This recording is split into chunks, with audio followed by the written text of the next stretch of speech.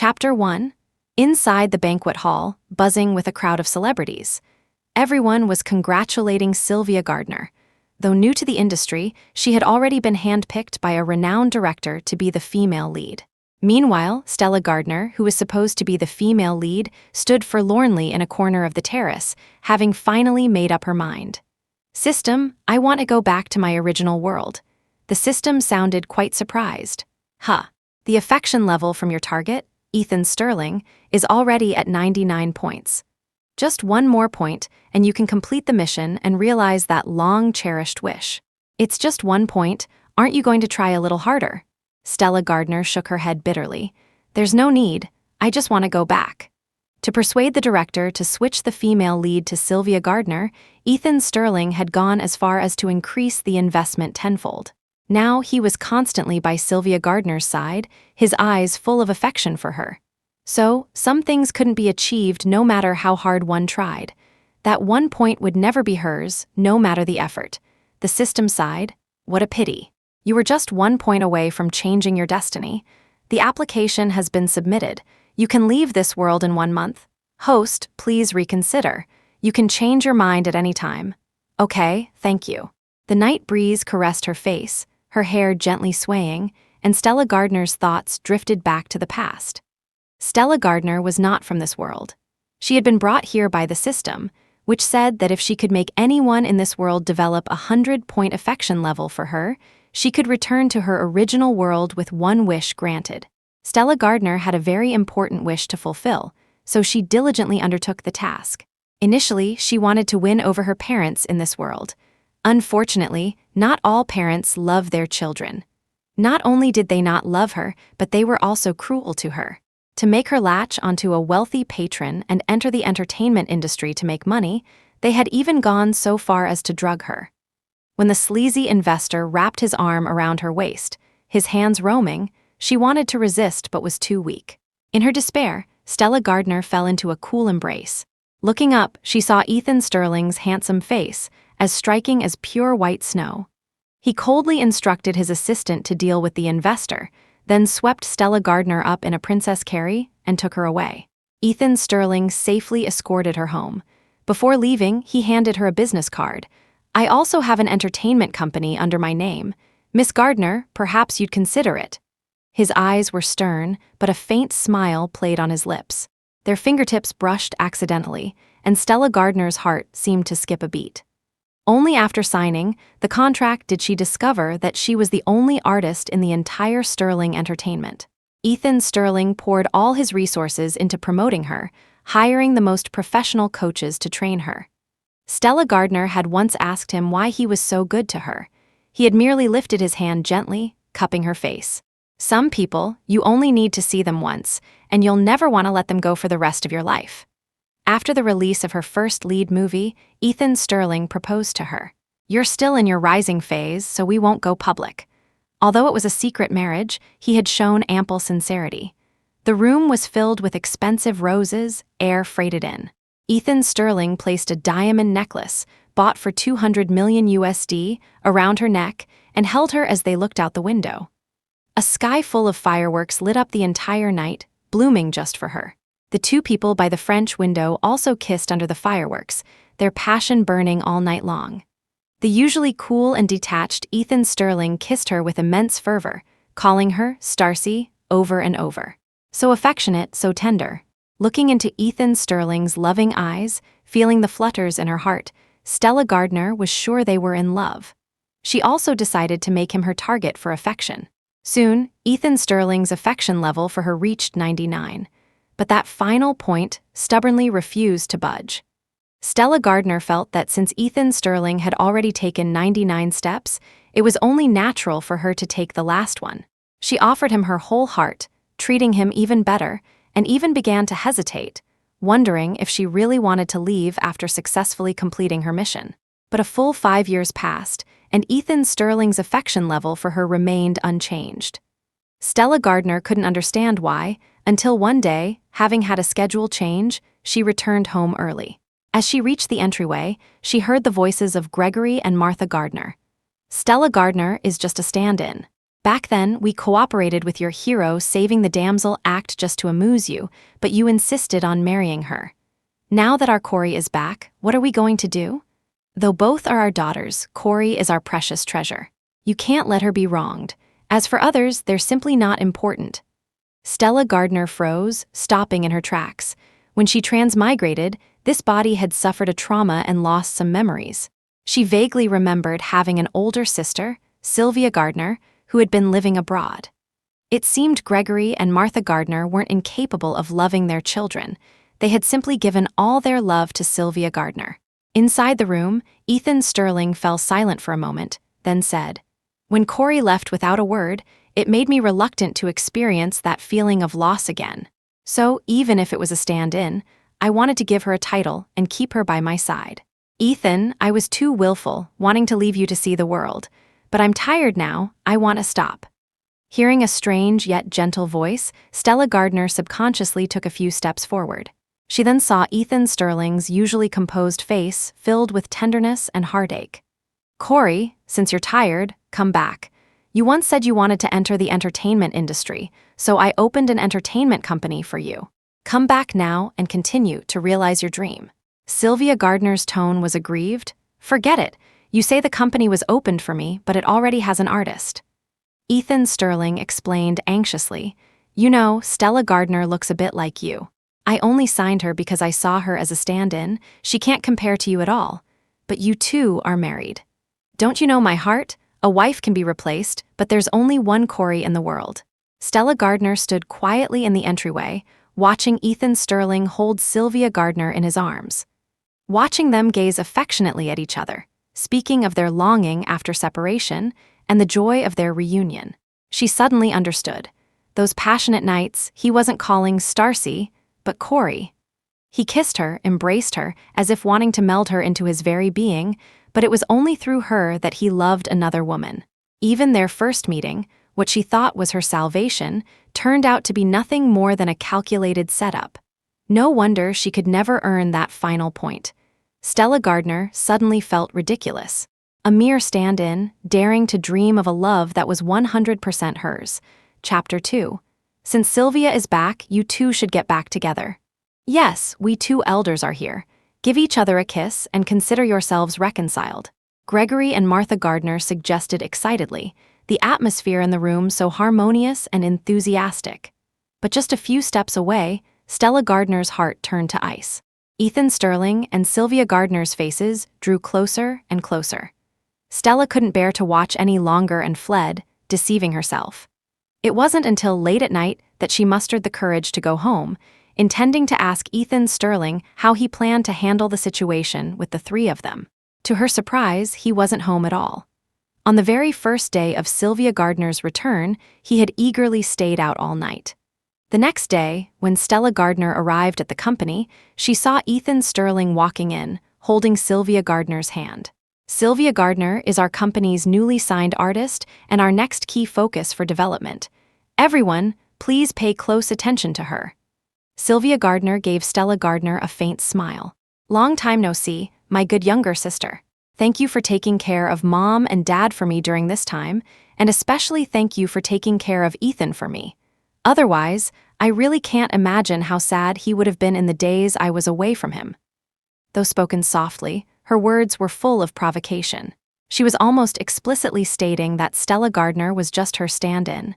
The employees were all taken aback, waiting for Ethan Sterling's reaction. But Ethan Sterling did not refute it. "Corey, you've reminded me. You sisters have similar styles, which will lead to a clash. From now on, Stella Gardner should switch to a different style. Something sexy, or an assertive alpha female style, or even go wild, whatever. In short, it must be distinct from Corey." Such blatant preferential treatment made his attitude clear to everyone. It also sent a chill through Stella Gardner's heart. Later, Sylvia Gardner, banking on being favored, continuously snatched Stella's resources. Her commercials, her variety show appearances, her roles. Stella had resisted, but Ethan Sterling had berated her for being selfish, then made the decision to give everything to Sylvia Gardner. Sylvia Gardner even insisted on taking Stella's assistant and manager, despite already having her own. When Ethan Sterling heard this, he said without a second thought, "Corey is new to the industry. It's always good to have more people looking out for her. As for Stella Gardner, she's idle now anyway, no need to waste human resources." Having been in the industry for 5 years, Stella Gardner had accumulated a considerable fan base. Ethan Sterling had the PR department silence the fans with the excuse that she was unwell and needed to rest. The sound of footsteps behind her pulled Stella Gardner back from her thoughts. "Stella Gardner, do you have any idea how much this role means to Corey? As her family, instead of being happy for her, you're deliberately hiding here sulking. Who are you trying to show off to?" Stella Gardner found it ironic. So those who weren't loved didn't even have the right to be sad.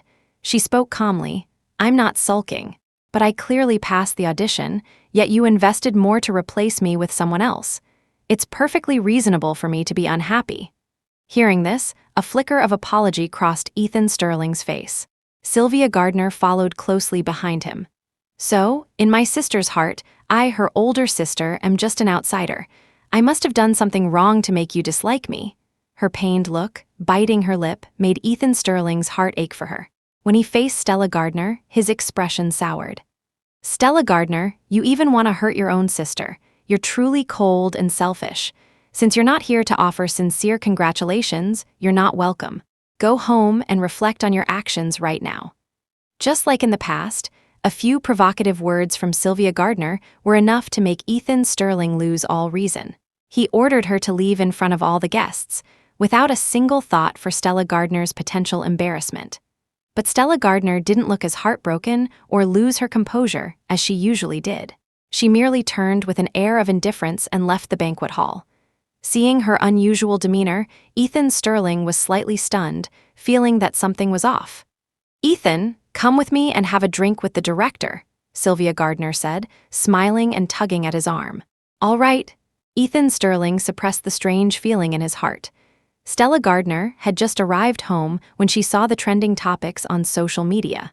Ethan Sterling's Sylvia Gardner overbearing CEO sweet romance comes to life. The topic was filled with various revelations about their mutual affection, making netizens gush about how they were stuffed with dog food, a popular slang for witnessing public displays of affection and express their envy. There was also news about her. Stella Gardner's love and career, both whether her marriage to Ethan Sterling had been a secret, so the public opinion was almost unanimously mocking her. They said she wasn't working now because her pursuit of love had failed and she had been shelved. They said she was scheming to be a homewrecker. Such trending topics appeared from time to time. Ethan Sterling never clarified, letting her be caught in the storm of public opinion. Stella Gardner turned off her screen and silently printed out a divorce agreement. Since she planned to leave this world, she needed to make a clean break. She would end this unacknowledged marriage and also cancel her official registration. After she left, there would no longer be a Stella Gardner in this world. The next morning, Stella Gardner called the relevant department to inquire about canceling her registration. Upon learning that the procedure could be completed in a month after applying on the public service website, Stella Gardner immediately registered. "That's good. The day my registration is canceled, I'll be leaving." "Leaving for where?" Ethan Sterling's voice came from behind her. Chapter 3. Stella Gardner looked back to see that Ethan Sterling, who hadn't returned all night, had come back with Sylvia Gardner. Yet, she didn't feel as sad as she usually would. She casually brushed it off. "I saw a bird fly away from the window," it left. Hearing this, Ethan Sterling let out an almost inaudible sigh of relief. "True, with your family all here, where could you possibly go?" Stella Gardner found it nothing short of ironic. Her family in this world were indeed all here, yet not a single one of them loved her. Fortunately, she would soon return to her real family. Ethan Sterling instructed the household staff to pack some luggage, noticing Stella Gardner's persistently indifferent expression. A strange feeling flickered in his heart.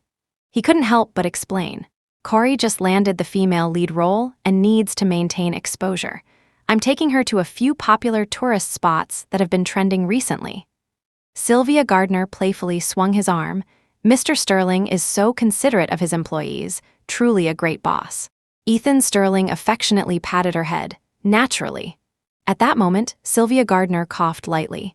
Ethan Sterling immediately asked with concern, "Is your throat uncomfortable? Or are you thirsty?" He stopped a servant who was about to pour water. "I'll do it. You don't know what Corey likes to drink." He, who was always served by others, busied himself in the kitchen, lighting the stove, boiling water, and adding ingredients like astragalus root and dwarf liliturf tuber. After it was ready, he specially let it cool before handing it to Sylvia Gardner. The series of actions was fluid and practiced, clearly something he did often. But such care was something Stella Gardner had never received. Whether in life or in her career, Ethan Sterling had never treated her this way. Sterling Entertainment was one of Ethan Sterling's many subsidiary companies. When Stella Gardner was the only artist, he rarely inquired about it, leaving it to the team, saying professional matters should be handled by professionals. After Sylvia Gardner joined, however, he became personally involved in everything, the CEO himself being more diligent than a secretary. "The water is so sweet," Sylvia Gardner smiled, touching her stomach. Ethan Sterling understood. "Hungry? I'll go make your favorite soft-boiled eggs." Watching him stride away with his long legs, Stella Gardner was momentarily lost in thought. She remembered how, after they got married, she had also suggested they cook together, thinking it would be cozy and help nurture their relationship. But Ethan Sterling had refused without a second thought, saying he hated oily fumes and that a gentleman stays away from the kitchen. Yet now, he was doing it willingly, even enjoying it. It turned out he wasn't unwilling to cook. He just wasn't willing to cook for her. This, perhaps, was the difference between love and non-love. "Stella Gardner, are you very envious of me?" With Ethan Sterling gone, Sylvia Gardner dropped her pretense, her eyes filled with malice. "But it's useless to be envious, because you're just a stand-in, you'll never get Ethan's love. So I really don't understand, how long are you going to hog this position?" Ethan said, "In that aspect, you're not even 1/10,000th as good as me." He said, "You're boring and rigid, and only with me can he achieve true union of body and soul, complete physical and mental release." Sylvia Gardner's provocation was palpable, but Stella Gardner no longer felt any jealousy. She even smiled faintly. "If you want to be Mrs. Sterling so badly, tell him to ask me for a divorce." She even had the divorce papers ready. She would certainly cooperate. A flicker of guilt and distortion crossed Sylvia Gardner's eyes. Then she sneered, "Of course he will, but you've occupied my position for so long. Today I'm going to collect some interest from you." Chapter 4. Sylvia Gardner's expressions suddenly turned frail and aggrieved. "Starcy, don't be angry. Ethan and I didn't do anything last night. We were just discussing the script. Don't be mad at Ethan. If you have any issues, take them out on me." Just as Ethan Sterling appeared, carrying a plate of soft-boiled eggs, Sylvia Gardner leaned backward and fell onto the soft carpet. "Stella Gardner, what did you do to Corey?" Ethan Sterling flew into a rage, smashing the plate in his hand towards Stella Gardner. Stella Gardner's forehead was hit, and a lump swelled up. The egg landed on her head, yellow yolk dripping down. Scalding hot and sticky, it blurred her vision. "I didn't push her," Stella Gardner said softly, a sudden wave of desolation washing over her heart. For 5 years, even if Ethan Sterling only saw her as a stand-in, she thought he at least knew her character. Who knew there wasn't even a shred of basic trust between them. Seeing Stella Gardner's disheveled face, her swollen forehead, and reddened eyes, Ethan Sterling's anger paused. Strangely, he had only one thought: to help her wipe her beautiful face clean. "Ethan, my leg hurts so much. Did I break it?" "Boo-hoo," Sylvia Gardner, her voice choked with tears, clung to him. "Don't blame Starcy. She only did it because she's not feeling well either. In the end, it's all my fault." Seeing her face contorted in pain, yet still speaking up for Stella Gardner, Ethan Sterling's heart softened completely. "Corey, you're not wrong at all. How can being in love be wrong? The one who's wrong is the superfluous person." When he looked at Stella Gardner again, there was no warmth in Ethan Sterling's eyes. He commanded coldly, "Stella Gardner, kneel and apologize to Corey, and we'll leave it at that. It wasn't me who pushed her. Forget it, Ethan. It's just a little grievance, I can bear it." "Hiss, it hurts so much. Is my leg broken?" "Corey, are you hurt that badly? I'll take you to the hospital right now." Ethan Sterling scooped Sylvia Gardner into his arms, but then suddenly lifted his foot and kicked Stella Gardner. "Kneel there first. I'll collect the apology you owe Corey when I get back," caught off guard.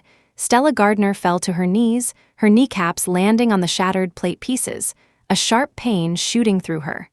Physiological tears welled up instantly. Ethan Sterling paused, a flicker of regret in his eyes. "Why are you crying? Does it hurt a lot?" He was about to check on Stella Gardner when Sylvia Gardner tightened her arms around his neck. "I'm so envious of Starcy's acting skills. She can cry on cue. Truly a naturally gifted actress. Unlike me, I'm so clumsy, my crying scenes are still very mediocre. Thank goodness I have you to protect me." As she spoke, tears streamed down her face. Ethan Sterling instantly sobered up. Sylvia Gardner, who couldn't act out crying scenes, was crying so heartbreakingly now. It was clear she was genuinely in pain and distress. And Stella Gardner's acting was widely acclaimed. She was just faking tears to gain sympathy. He had almost fallen for it.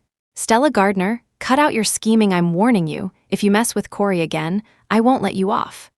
After speaking with disgust, he held Sylvia Gardner tighter in his arms and strode away. The scene was strikingly similar to their first meeting, when he had carried Stella Gardner just like this, taking her away from danger. But now, the man who had once protected her was carrying another woman away, leaving her with the deepest wound. Even though she had decided not to love him, Stella Gardner still felt as if a hand was gripping her heart, an unbearable pain. Ethan Sterling, the master of the house, had made his stance clear. The household staff, adept at reading in D situations, all kept their distance. Stella Gardner limped upstairs to clean her wounds and apply medicine. Just then, Ethan Sterling and Sylvia Gardner's names appeared on the trending topics again. He had booked an entire floor of the hospital and invited countless specialists, all to examine her leg.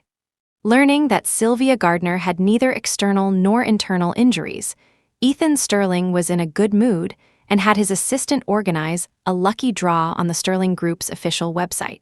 It had the air of a universal celebration. Watching netizens comment one after another, "Thank you, boss's wife," Stella Gardner sent a message to Ethan Sterling. "Let's get a divorce." Ethan Sterling, who usually took a long time to reply to her, responded in seconds.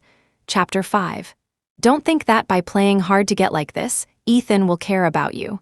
Ethan is taking a shower. Stop sending messages and disturbing our private time. You pitiful stand-in, it's hard for you to imagine how happy we are, right?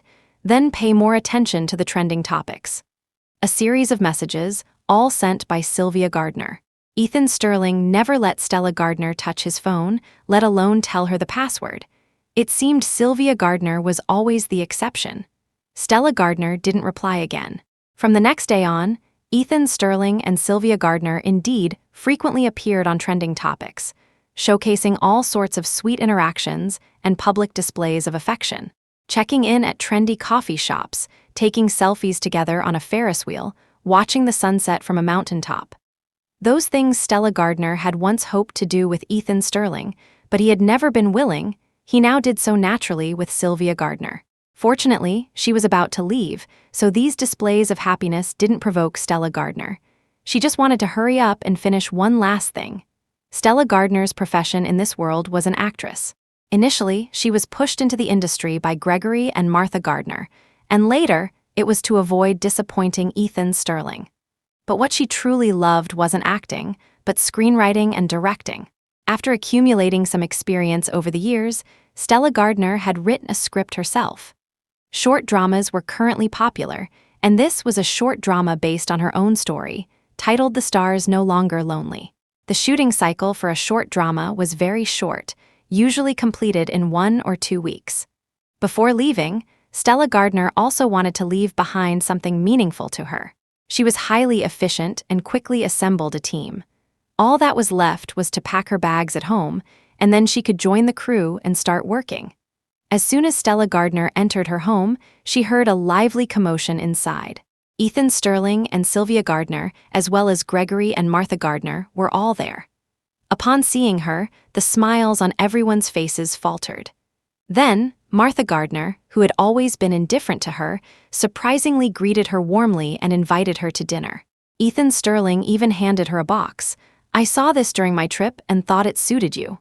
Stella Gardner quickly recognized the hairpin. It had appeared on a trending topic. At the time, Sylvia Gardner had merely said she liked it, and Ethan Sterling had bought out the entire jewelry store.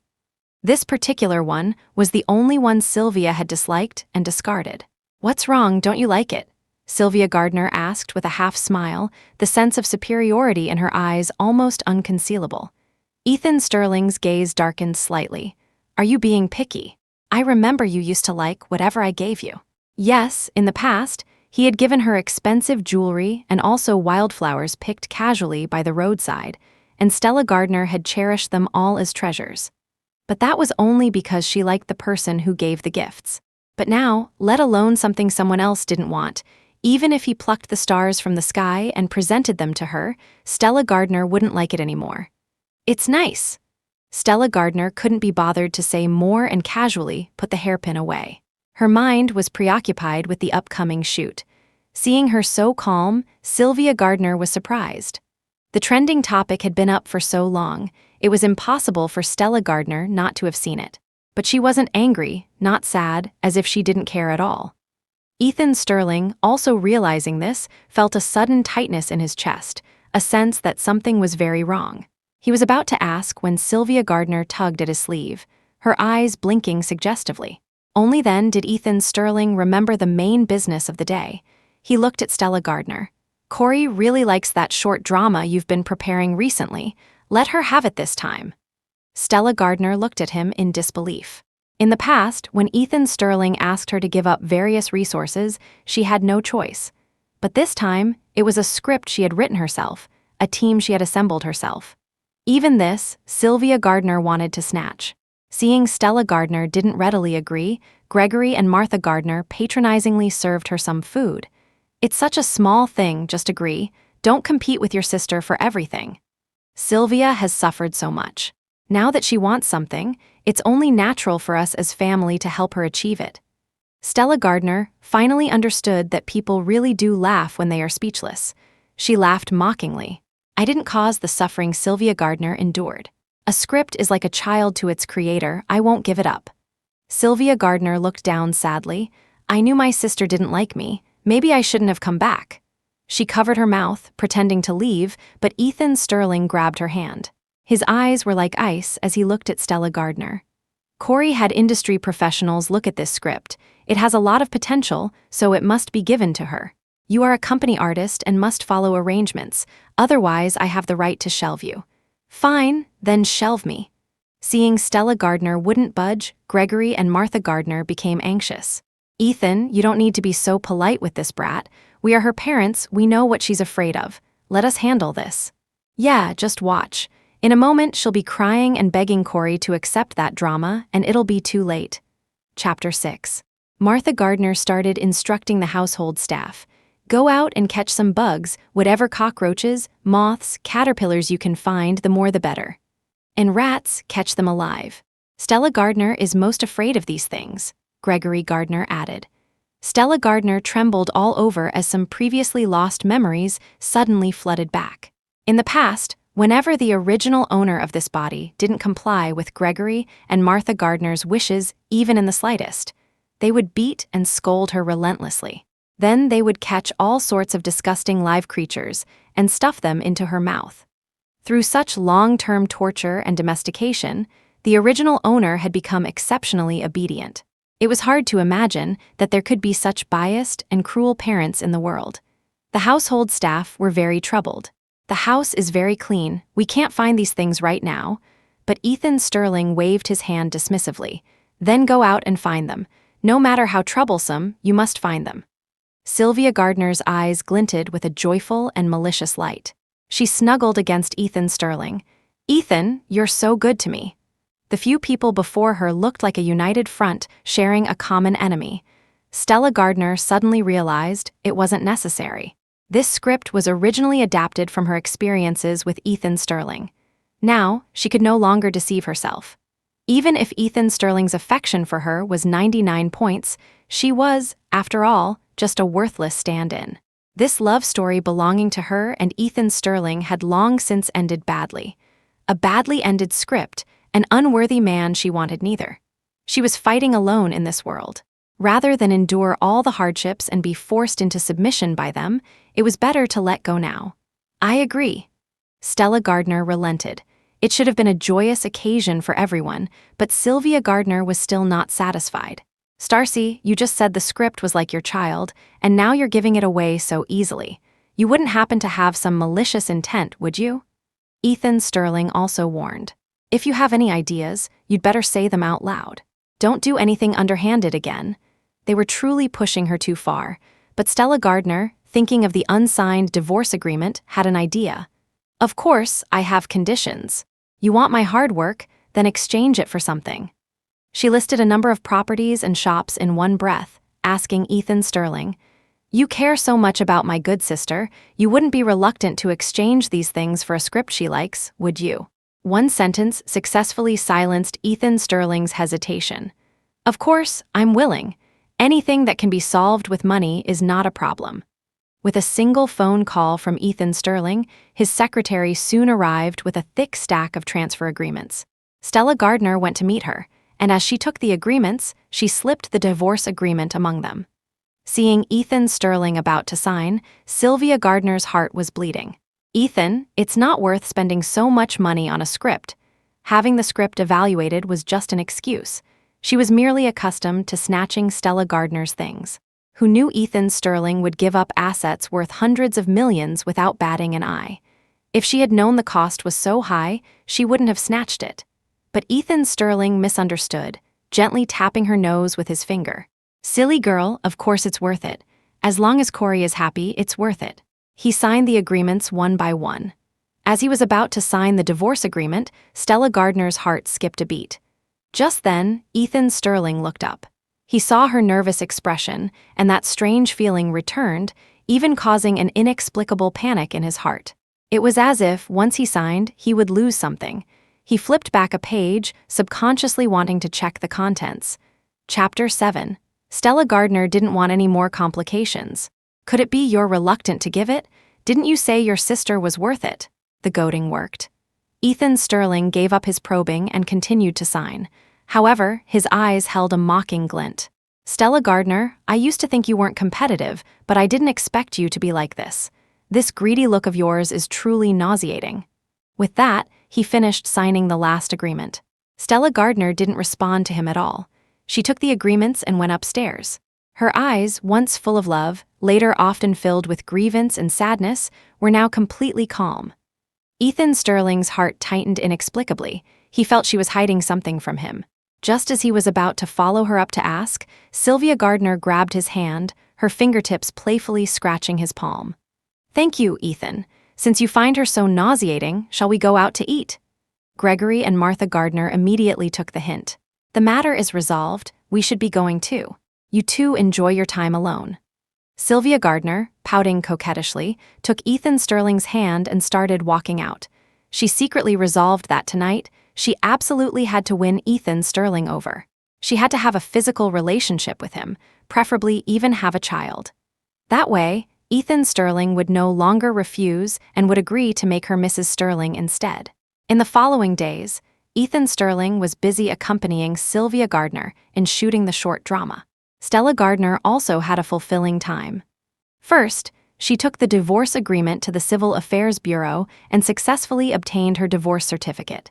Then, she liquidated those properties and shops and established the Stacy Charity Foundation, just to make a contribution and accumulate some good karma. In her original world, Stella Gardner had parents who loved her very much. Unfortunately, during a medical checkup, she was diagnosed with an incurable terminal illness. Overcome with emotion, Stella Gardner rushed out of the house and ended up in a car accident, resulting in the amputation of both her legs. Her parents cried their eyes out for her, aging rapidly. That was why when the system approached her, Stella Gardner immediately agreed. If she succeeded in her mission, her wish was to return to her original world with a healthy body. Unfortunately, she was always short that one point. Thinking about facing a limited time and a disabled body upon her return, Stella Gardner put on sunglasses and a mask and started to wander around, taking in the sights. Days like these, where she could run and jump, were especially precious to her. Just like that, time passed until the last day before her departure. Stella Gardner had planned to take a sailboat out to see the seagulls, but she received a call from Ethan Sterling's assistant, Alex Peterson. Alex Peterson said that Ethan Sterling wanted her to attend a dinner party to discuss a new movie and a new role. She was about to leave. Any role was meaningless now. Stella Gardner refused without hesitation. Alex Peterson said with difficulty. Mr. Sterling said, first courtesy, then force. If you don't agree, I can only... Stella Gardner gave a bitter smile, remembering the scene where she was forced to transfer the script. She also remembered her first meeting with Ethan Sterling, which was at a dinner party. So be it. Where it began, let it end there. At least there would be a sense of closure. Stella Gardner pushed open the door to the private room, but only Sylvia Gardner was inside. Stella Gardner, just how long are you going to cling to Ethan? He loves me. Do you know how many positions we tried last night? We, seeing the conversation turning vulgar, Stella Gardner coldly interrupted. Did you specifically ask me here to tell me this? Actually, it was quite unnecessary, because after tonight, she would be gone. Of course, not just this. Sylvia Gardner, however, gave a cold smile, the malice in her eyes like a snake flicking its tongue, so chilling. I think people should rely on themselves. Instead of waiting for you to step aside, it's safer to take matters into my own hands and drive you away. A portly, sleazy man entered from outside and suddenly grabbed Sylvia Gardner's hand. His touch was light, but Sylvia Gardner screamed with exceptional agony. Ah, don't do this to me, I won't compete with you anymore, okay? I'll keep my love for Ethan in my heart, don't let anyone hurt me. The next moment, the door was kicked open, and Ethan Sterling rushed in, his eyes bloodshot. Let go of her. Upon seeing it was the formidable Mr. Sterling, the man quickly released his grip. Ethan, thank goodness you came to save me. Sylvia Gardner threw herself into his arms, sobbing uncontrollably. When Stacy invited me out for dinner, I was so happy. I didn't expect her to hate me so much, to want to destroy me, Stella Gardner instinctively explained. It was Assistant Peterson who informed me to attend this dinner party. Alex Peterson looked astonished. I didn't. I only take orders from Mr. Sterling. I wouldn't do anything he hasn't instructed me to do. The temperature in Ethan Sterling's eyes dropped to freezing point. He no longer sought confirmation, looking at Stella Gardner with loathing. You just can't tolerate Corey, can you? I warned you, if you provoke Corey again, I won't let you off. He held Sylvia Gardner tightly in his arms and coldly instructed the sleazy investor. Whatever you were planning to do just now, do it to Stella Gardner. Chapter 8. The air seemed to freeze. Stella Gardner felt a chill pierce her heart. She had already accepted that Ethan Sterling didn't love her, saw her as a stand-in, and didn't trust her. Yet, she never imagined he would personally order someone else to humiliate her. Behind her, the sleazy investor gasped, exhaling a foul stench. Panic seized Stella Gardner's heart, and she instinctively pleaded, "No, don't do this to me." Ethan Sterling looked at her as if she were an ant. Scared now. You still haven't apologized for pushing Corey down last time. Sylvia Gardner's eyelashes were still wet with tears, but there wasn't a trace of fear in her eyes. She suppressed a triumphant smile and said leisurely, "You have to kneel and apologize to show sincerity." Stella Gardner bit her lip hard, finally, slowly, kneeling down. "I was wrong, please forgive me, let me go." The wounds on her knees hadn't fully healed. A dense, spreading pain shot straight to her heart. Ethan Sterling, still holding Sylvia Gardner, watched her wretched state with a casual air, then curled his lip indifferently. Apologies are apologies, but a lesson is a lesson. If you provoke Corey, you have to pay the price. At his signal, Alex Peterson whispered something to the man. The man nodded and bowed. "Don't worry, I'll definitely get it done." Stella Gardner's heart sank. She struggled, trying to escape. But the man grabbed her by the ankle, dragging her away like a dead dog. His sticky hand slid up her leg. The moment the door closed, she saw Ethan Sterling leave without a backward glance, and Sylvia Gardner's triumphant smile. Stella Gardner's already dead heart was engulfed by despair. In just 2 more hours, she would disappear from this world. Why push her into hell, make her suffer such unbearable pain? Why couldn't they just let her go? Stella Gardner struggled desperately. At first, the man toyed with her, but gradually his breathing grew heavy, his hands increasingly rough. After she scratched him in pain, he slapped her hard across the face. She saw stars, and a metallic taste exploded in her throat. Unable to push away the man's corpulent body, she could only cry out to the system for help. "Host, I just went to consult my superiors." Due to the critical situation, a special channel has been opened for you. As soon as this body dies, you can leave ahead of schedule." Stella Gardner glanced at the open window, forcing herself to calm down. "Don't be so hasty. I'll undress myself. I promise I'll make you more comfortable." She endured the nausea and humiliation, putting on an act of subservience. The man panted heavily, seemingly enticed by her proposal, and actually loosened his grip. Stella Gardner clutched her tattered blouse, feigning to undress while slowly backing away. The moment her back touched the window frame, she leaned back, tragically yet resolutely, and fell from the 23rd floor window. Falling from such a height, would it hurt a lot? Though Stella Gardner was terrified, there was a hint of relief in her heart. No matter how painful, it couldn't be more painful than the repeated hurts inflicted by Ethan Sterling. Fortunately, all of this was finally coming to an end. As she fell, the wind roared in her ears. Tonight, the stars in the sky were surprisingly bright. Stella Gardner remembered the day Ethan Sterling proposed. He held her, watching the fireworks and stars, calling her Starcy over and over, saying she was the most precious star in his life. It was all lies. From now on, they would be people from different worlds, with no further connection. The instant before hitting the ground, Stella Gardner thought she heard Ethan Sterling's heart-wrenching cry. She also thought she heard the system exclaiming that Ethan Sterling's affection level had reached 100% and the mission was complete. Impossible. Stella Gardner knew it was all just an illusion. Thud, a crash, and the starlight vanished. Stella Gardner closed her eyes, welcoming darkness and rebirth. Chapter 9. Ethan Sterling left with Sylvia Gardner in his arms, comforting her all the way. But though his words were caring, the indifference and perfunctory tone in his eyes were glaringly obvious. So obvious that Sylvia Gardner once again clenched her fists, her heart sinking with the elevator. "Ethan, I'm so scared my legs have gone soft, I can't walk." She spoke, looking pitiable. Ethan Sterling, without hesitation, picked her up and carried her out of the hotel lobby and into the back seat of the car. Sylvia Gardner pressed her heaving chest tightly against Ethan Sterling's, her face buried in his neck, deliberately exhaling a suggestive breath. But despite her utmost seduction, Ethan Sterling remained unmoved. He merely said calmly, "Alex Peterson." Alex Peterson, in the driver's seat, immediately pulled up the surveillance footage on his phone and respectfully handed it over. It was the surveillance from the private room. At that moment, the sleazy investor was harassing Stella Gardner, and she was struggling in fear. The disparity in strength between men and women put her at a disadvantage. Her clothes were continuously torn, exposing more and more skin to the air. Sylvia Gardner felt a thrill but pretended she couldn't bear to watch, even pleading, "Why don't we just forget it? Even though Starcy treated me like that, nothing really happened to me. She is your wife, after all, if another man. She wouldn't be clean anymore, wouldn't be worthy of you." Ethan Sterling, however, remained calm, his eyes inscrutable, betraying no emotion. "It won't go that far.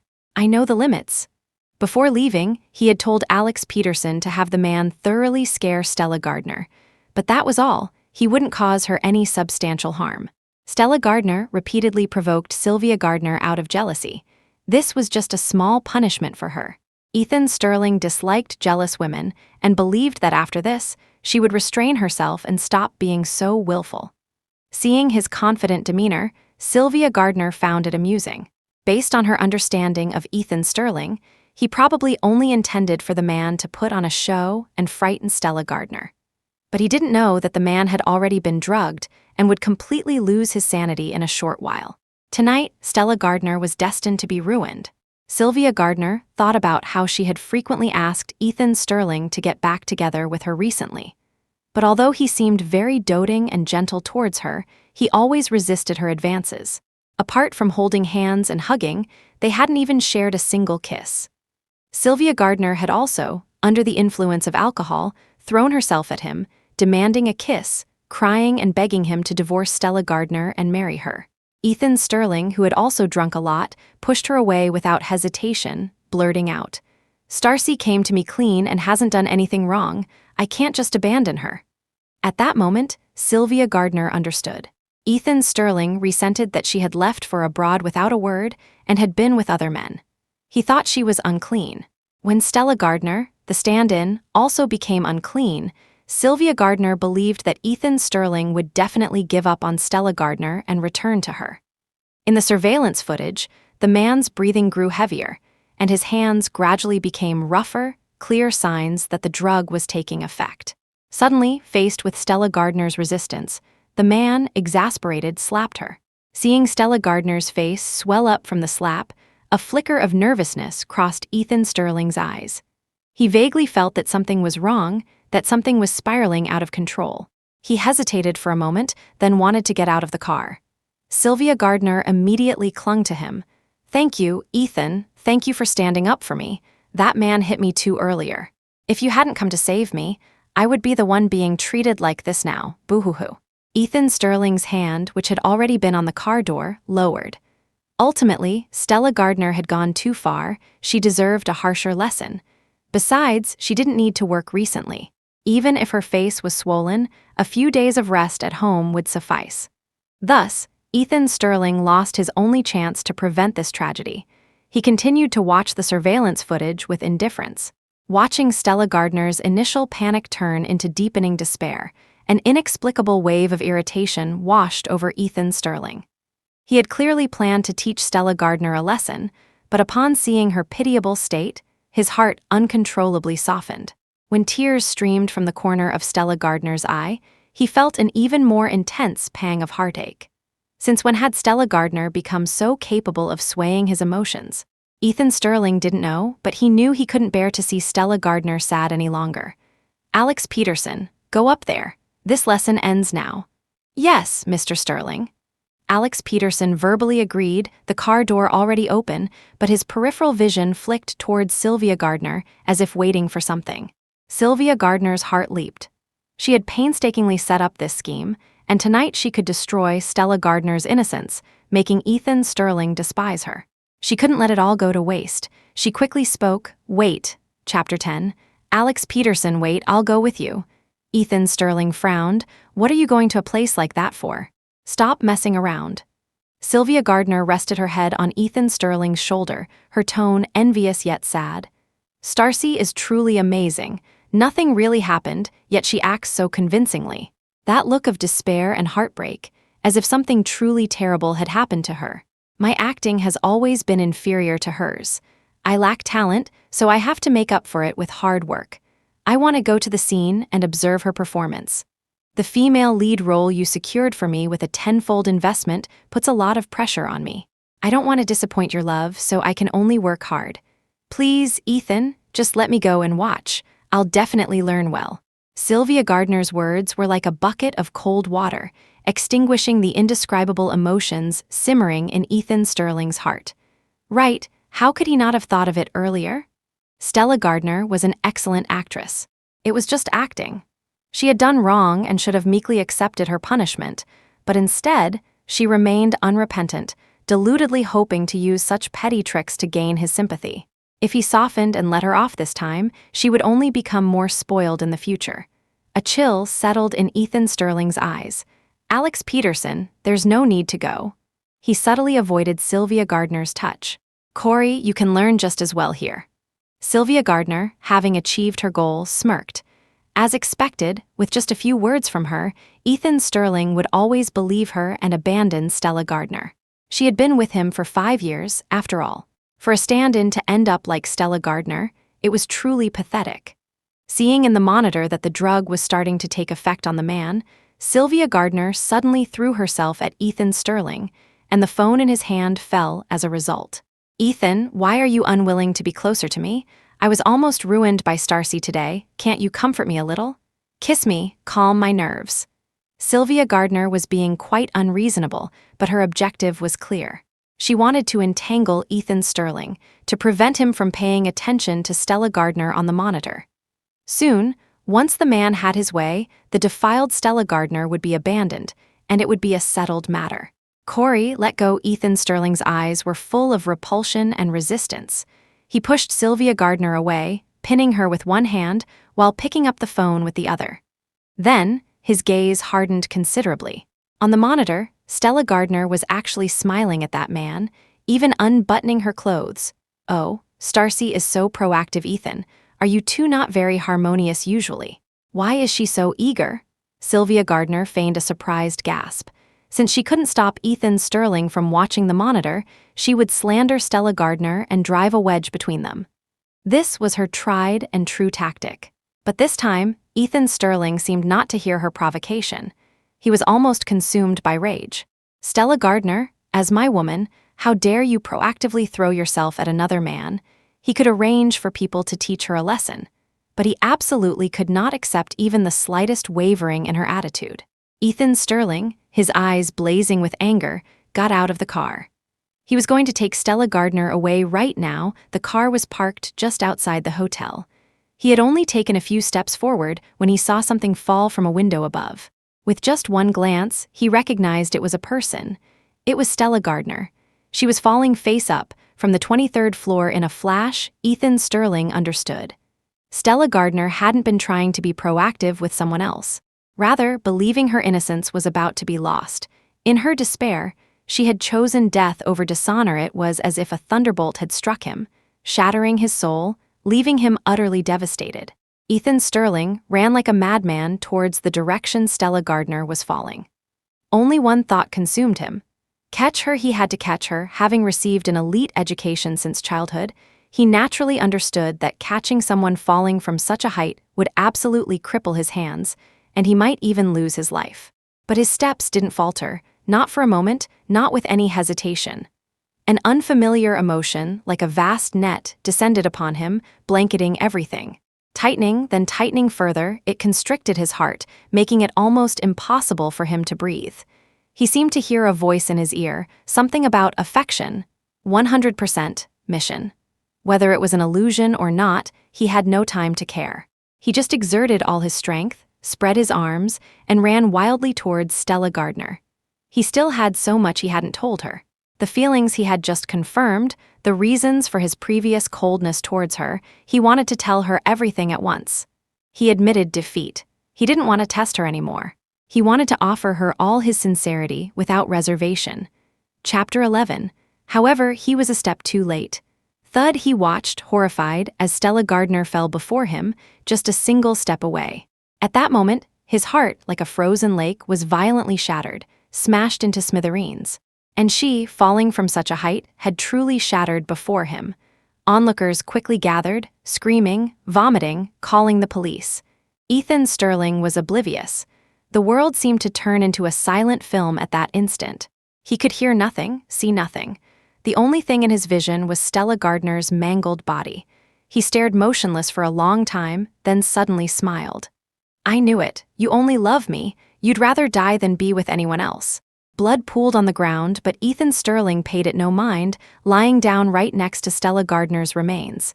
He reached out, gently taking her shattered hand. Look, Starcy, the stars are so bright tonight. I'll watch them with you. Starcy, do you remember? I told you you are the most precious star in my life.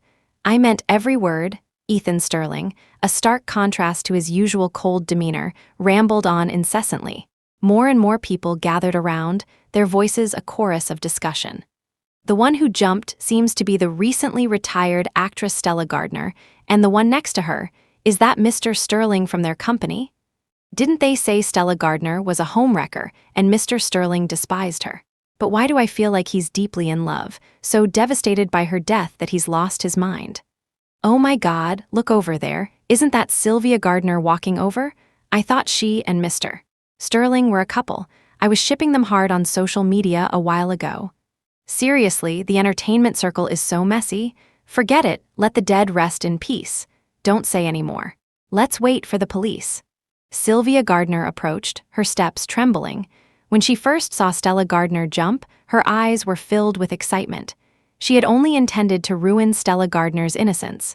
Who knew the person would end up dead, completely eliminating her as competition? But Ethan Sterling's reaction was terrifying. Stella Gardner's current state, practically brains splattered, was horrifying, yet Ethan Sterling didn't seem to mind at all. He just lay beside her, letting the blood and the yellowish-white viscous matter stain his clothes. He held her hand, talking, occasionally turning to neaten her hair, even kissing her face. Sylvia Gardner didn't understand. She was just a stand-in. Why was Ethan Sterling so deeply affected? Ethan? No matter how many times Sylvia Gardner called, Ethan Sterling seemed not to hear, continuing to talk to Stella Gardner. Soon, the police arrived. After a preliminary investigation, they took the sleazy investor away. Looking at the man, his face flushed and eyes bloodshot from the effects of the drug, Sylvia Gardner exchanged a look with Alex Peterson.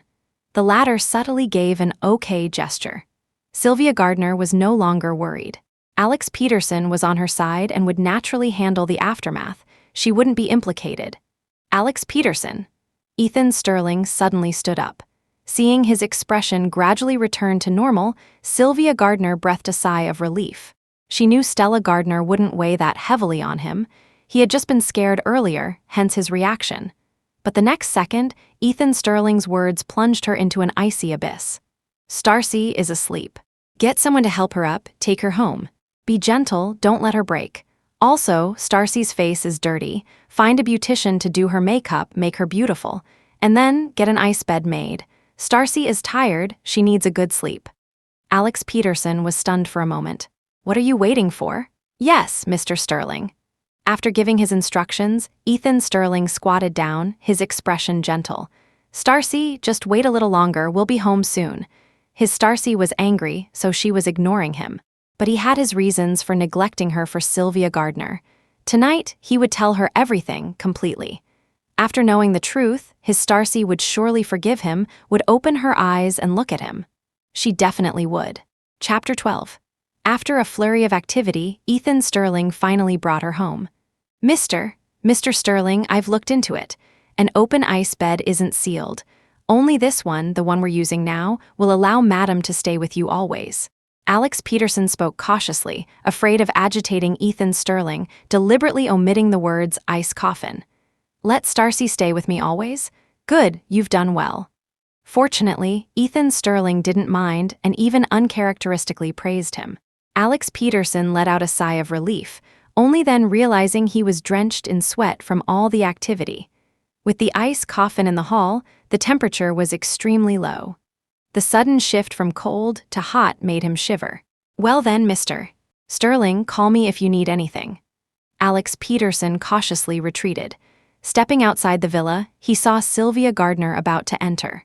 Miss Corey, what if Mr. Sterling finds out we colluded and indirectly caused Stella Gardner's death? What would the consequences be?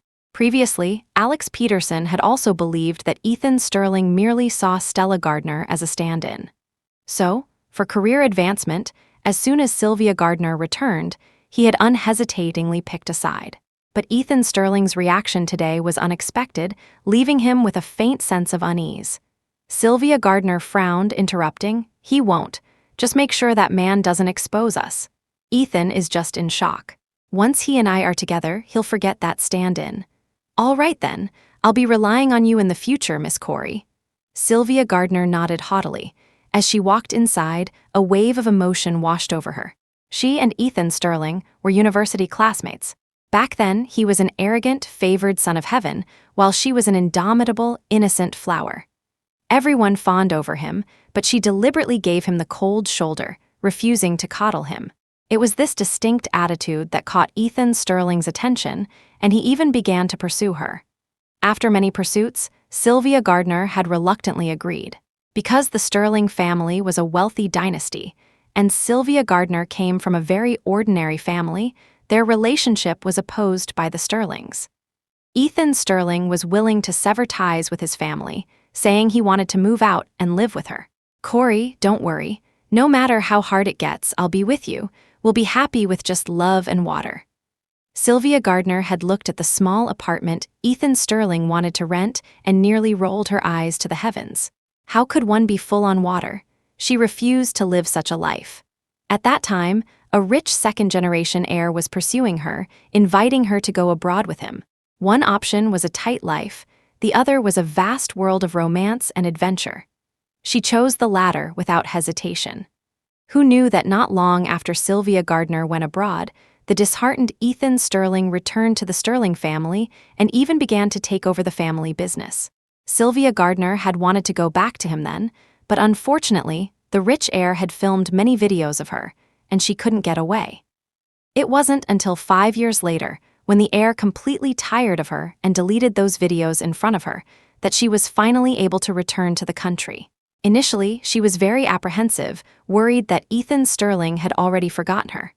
After all, with his family background, everything was within his reach, let alone women. But Gregory and Martha Gardner had boastfully told her that Ethan Sterling had never forgotten her. "Corey, you were very happy when you went abroad, but as parents, we thought it best to keep Ethan as your backup. He was very depressed then, drinking himself into a stupor for you every day. So we told him you have a younger sister. Although she's not as good as her older sister in any way, she at least looks a bit like you, and her personality is weak and easy to manipulate, perfect as a stand-in to amuse him. Don't worry, Corey. With that little wretch Stella Gardner by Ethan's side, as long as he sees her, his stand-in, Ethan will never forget you. The only slight problem is that Ethan married that little wretch, but that just shows how deeply he loves you, to cling so tightly even to your stand-in. Come back quickly, my good daughter." Sylvia Gardner was overjoyed to hear this. Indeed, after she returned, Ethan Sterling not only didn't blame her for leaving without a word, but was even better to her than before. This was probably a case of, you don't know what you've got till it's gone. But soon, Sylvia Gardner felt something was wrong. Ethan Sterling only doted on her superficially. There was no substantial progress in their relationship, and he refused to marry her. Sylvia Gardner had also suspected if he had fallen in love with Stella Gardner, but quickly dismissed the idea. Whenever there was a conflict between her and Stella Gardner, Ethan Sterling always defended her. He had never once sided with Stella Gardner. So, he probably just minded that she had left without a word and had been with other men. Now, just losing a stand-in could make Ethan Sterling lose his composure like this. Sylvia Gardner knew this was an opportunity. She could force him to see his true feelings and accept her again. With this in mind, Sylvia Gardner confidently entered the living room. Chapter 13. To accommodate the ice coffin, the temperature had dropped to sub-zero. Sylvia Gardner, shivering, hugged her arms, goosebumps rising all over her skin. But Ethan Sterling, wearing only a shirt, seemed oblivious to the cold. He sat silently opposite the ice coffin, gazing at the person lying within. His eyes were filled with an irresolvable sorrow and tenderness. "Ethan, no one wanted an accident like this to happen, but you need to pull yourself together. You'll catch a cold like this, and it will worry those who care about you, who love you like me." At first, Ethan Sterling remained unmoved, but as she continued, a smile tugged at his lips. "Yes, I know Starcy loves me, and I love her too. I'm just keeping her company, she won't worry. Don't disturb us." Sylvia Gardner froze for a moment, then squatted beside him, reaching out to embrace him. "Ethan, please stop tormenting me, all right? The person you love is clearly me. Okay, I give up. I was wrong before, I didn't realize how good you were. But I'm back now, I'll cherish you. Let's truly get back together this time. Stella Gardner is dead, she can't be kept in the living room like this. Let's handle her funeral arrangements. Her mission as a stand-in is complete." Ethan Sterling, his expression indifferent, violently pushed Sylvia Gardner away. "Enough, Starcy is not some stand-in, she is my wife. The person I love most. Our affairs are none of your business, you're not welcome here. Get out." Sylvia Gardner clutched her arm in pain. But Ethan Sterling, who usually fussed over her at the slightest discomfort, didn't even spare her a glance. Sylvia Gardner had to pick herself up, her heart filled with grievance. "Ethan, can you stop torturing me? How could you possibly love Stella Gardner? For me, you canceled all her schedules, gave all her roles to me. Whenever she bullied me, you would punish her severely. You even spent hundreds of millions of your assets to buy a script from her for me. You've done so much for me, always choosing me between her and me. Now you tell me you love her, don't you find that ridiculous? Ethan, can you wake up? Can you admit your feelings? We are in love." Sylvia Gardner grew more agitated as she spoke, recklessly lunging forward again, trying to kiss Ethan Sterling's lips. But Ethan Sterling's eyes were filled with disgust. He raised his hand and slapped her. "In front of Starcy, you're already so eager to do such shameless things. My biggest regret is letting Starcy misunderstand that I don't love her." Sylvia Gardner was stunned by the slap. She touched her mouth and felt blood. And the man who hit her showed no apology, not even looking at her, only walking towards the ice coffin with a gentle expression. "Starcy, did you know? I had already unknowingly fallen in love with you. And how could I not feel your love for me? It's just that when Sylvia Gardner abandoned me and left, it was a huge blow. You were sent to my side in such a way, I worried your love for me wasn't pure, worried you had ulterior motives, so I dared not open my heart for a long time. When Sylvia Gardner came back, I was indeed very happy, because I could finally repay the hurt I suffered back then. I've always been a very proud person. I once offered my heart to Sylvia Gardner, even fought against my family for her, but she didn't even have the courage to endure hardship with me. The day she left, I felt a deep betrayal, and it left a thorn in my heart. I even felt I was sick, no longer capable of loving someone. So, after she returned, I did everything to be good to her, just to lift her to the highest point and then ruthlessly crush her, to make her experience what it means to lose, so that I could truly let go. Starcy, I hadn't let down my guard with you then, so I thought, why not pretend to be good to Sylvia Gardner and take the opportunity to test your love for me? If you truly loved me, you wouldn't leave me because of my neglect or my favoritism. I punished you, not because you hurt Sylvia Gardner, but because I disliked that jealous quality in you. I just wanted you to be more perfect, to become better. I just didn't expect that, to remain loyal to me, you would rather die. The moment I saw you fall, I knew how much you loved me, and I knew even more that I could no longer live without you. If I had known, I wouldn't have been so harsh on you. As long as you were happy, you could vent your anger on Sylvia Gardner however you wanted. I was wrong. Starcy, will you forgive me? Will you open your eyes? Look at me, please look at me and hear me say I love you, okay? Ethan Sterling spoke with deep emotion, his voice almost a roar by the end. Hot tears rolled down from his eyes, but due to the extremely low room temperature, they gradually froze into icicles. Sylvia Gardner listened blankly, her heart completely frozen. Ethan Sterling had made it perfectly clear. He no longer loved her. All he had was a desire for revenge. He had fallen in love with Stella Gardner. Sylvia Gardner, long accustomed to her parents' favoritism and to trampling on Stella Gardner, felt insulted in addition to her jealousy. But she was unwilling to accept it. Truly unwilling. Ethan Sterling hated her, but without love, how could there be hate? Stella Gardner was dead, but she was still alive, so she still had hope. Sylvia Gardner quickly figured out what to do. Chapter 14. Ethan, even if you hate me, it doesn't matter. This is your most difficult time. Let me stay with you, okay? Sylvia Gardner changed her strategy, speaking with infinite gentleness. But Ethan Sterling only gave her a cold glance and waved his hand. Get her out.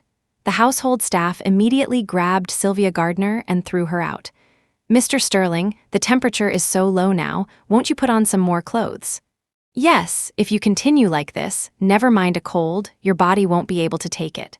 Several household staff, already bundled in thick down jackets, couldn't help but try to persuade Ethan Sterling, but he impatiently told them to shut up. Finally, one servant said, "If you're not cold, Madam will be. How about you both put on some more clothes?" Only then did Ethan Sterling take it seriously. You're right, Starcy is thinly dressed, she must be cold. Quickly contact her favorite brand and have them send over all their latest winter clothes. I want to personally pick the best-looking ones for Starcy to wear. And so, Ethan Sterling fussed for several hours, changing the clothes on the body and the ice coffin to a set he deemed beautiful. Only then was he finally willing to put on thick clothes himself. Seeing him constantly sitting in front of the ice coffin, unwilling to leave, a servant tried again. Madam will be heartbroken to see you working so hard. Why don't you rest first? Ethan Sterling immediately stood up.